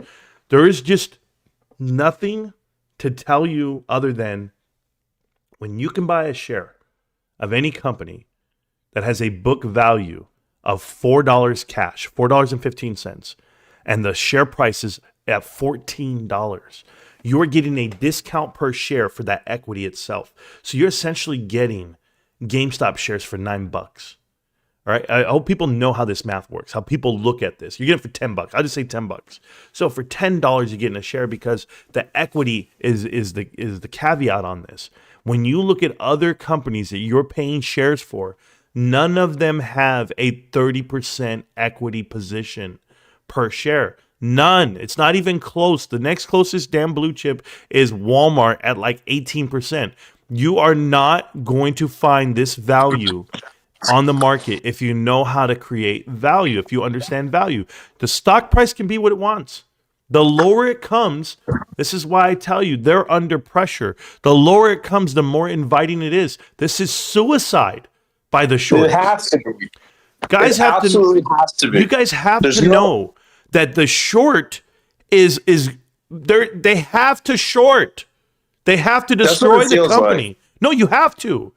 It's either I'm betting right now that we're gonna lose. So what are we gonna do? We're gonna go down blazing. That's the short hedge funds. That's the billionaires right now. Yeah. GameStop is not losing. The fundamentals, the balance sheet is positive. And yet the stock is near a 52-week all-time low. Like you said, they have to. You know, one of the things I'm working on, Marantz. Yes, and I hope. Sorry. No, you're good. I'll say one of the things I'm working on, and I hope that people can maybe help provide. You're aware of the viewing of the ledger, or the stock list, or whatever, and they even have it down by country, how many people have DRS'd, et cetera. Yeah. And there's very few brokerages that provide this data, but Avanza was one of them, and it popped up recently, is still having 16,000 GME holders at their brokerage. And yet 1,600 people from Sweden have DRS. That's one brokerage in Sweden has 16,000 GME holders. Yeah. 1/10 of those people, or 1/10 of the Swedens, have DRS. And yet 25% of the stock is owned, or 50% of the free float is owned by those that DRS. I mean, they have to. That's what I feel like. They have to short it. I believe there's a massive overflow, and they're becoming, between the ceiling and the floor, it's just getting closer and closer and closer. It's that moment where it clips, guys. And if you saw the run the last time the stock was at $20, all right, that's a $5 today, but $20 before it ran. It took 3 weeks to happen, and they couldn't control it. And I'm telling you, everyone out there thinks they control this price. They can suppress it. They don't control it. You do. When this happens, when it happens for real, you're going to find out the type of pressure they're under. They have to destroy this price because this company makes money. This stock holds value. Someone's going to figure it out. Wait, they already did. You did. You're here. You're here right now. No one can make these claims, guys. There's no stock out there. No meme stock. No bullshit that people want to pump to you. None of it. No private equity out there to manipulate you. Nah. GameStop's its own monster. And it's right here. You can't imagine it being this low. Ryan Cohen bought in for much higher than this. DFV bought in for much higher than this. All the insiders, they know exactly what it's worth. And by it being this low, they are playing chicken. And they're going to lose because they're not going to turn right. They're not going to turn left. They're just going to get hit dead in the face.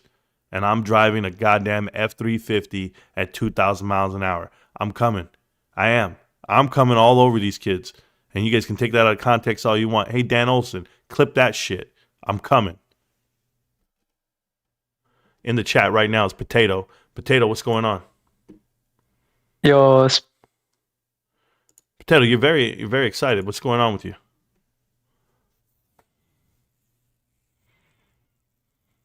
Amazing. You did amazing. $8.88 billion US dollars in 2022, down from $10 billion from 2021. That's what their statistics are. If someone's losing, guess who's winning? I always say it. Someone's got to lose for GameStop to win. Guys, it's been great. It's been real. It's Power Hour coming up.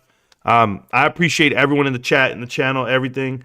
I'm gonna eat my lunch. I'm gonna get going. I appreciate the live stream. I thank everyone who joined. I'm gonna make I'm gonna clip a couple of videos, and hopefully it's all gonna make sense one day to a lot of people. But GameStop's gonna beat everyone. We're gonna beat everyone. And I say we because collectively you guys enjoy the chat, enjoy the channel. That's about it. I don't know you fools. I don't tell you what to do. You guys do what you want. Me personally, I'm going to keep buying. GameStop. Can't stop, won't stop. GameStop. Thank you guys for everything you guys do. I'll be here again. I don't know when, but one time real soon I'll be here. Appreciate you guys. Love everybody. Yo, Marantz, before you leave. Oh, go ahead. Someone was speaking about, that it was getting eclipsed on them, on the hedge funds. Yeah. So speaking of that, there's an eclipse next week on Saturday. I mean, kind of good timing, not gonna lie. To the moon, potato, to the moon. Eclipse on Saturday. Exactly. Appreciate you. Enjoy, guys. I'll get at you. Don't forget to watch my Dallas Cowboys win the Super Bowl this year. Thanks again for everything, guys. Thanks again, Coupon. Appreciate you. Appreciate you. GameStop. Can't stop, won't stop. GameStop. Feel free to hang out with me in the Discord. It's pinned to the top of the chat. It's in the description of the video. And catch my videos on YouTube and TikTok. I appreciate the support there too. Thanks, guys. I got you. One.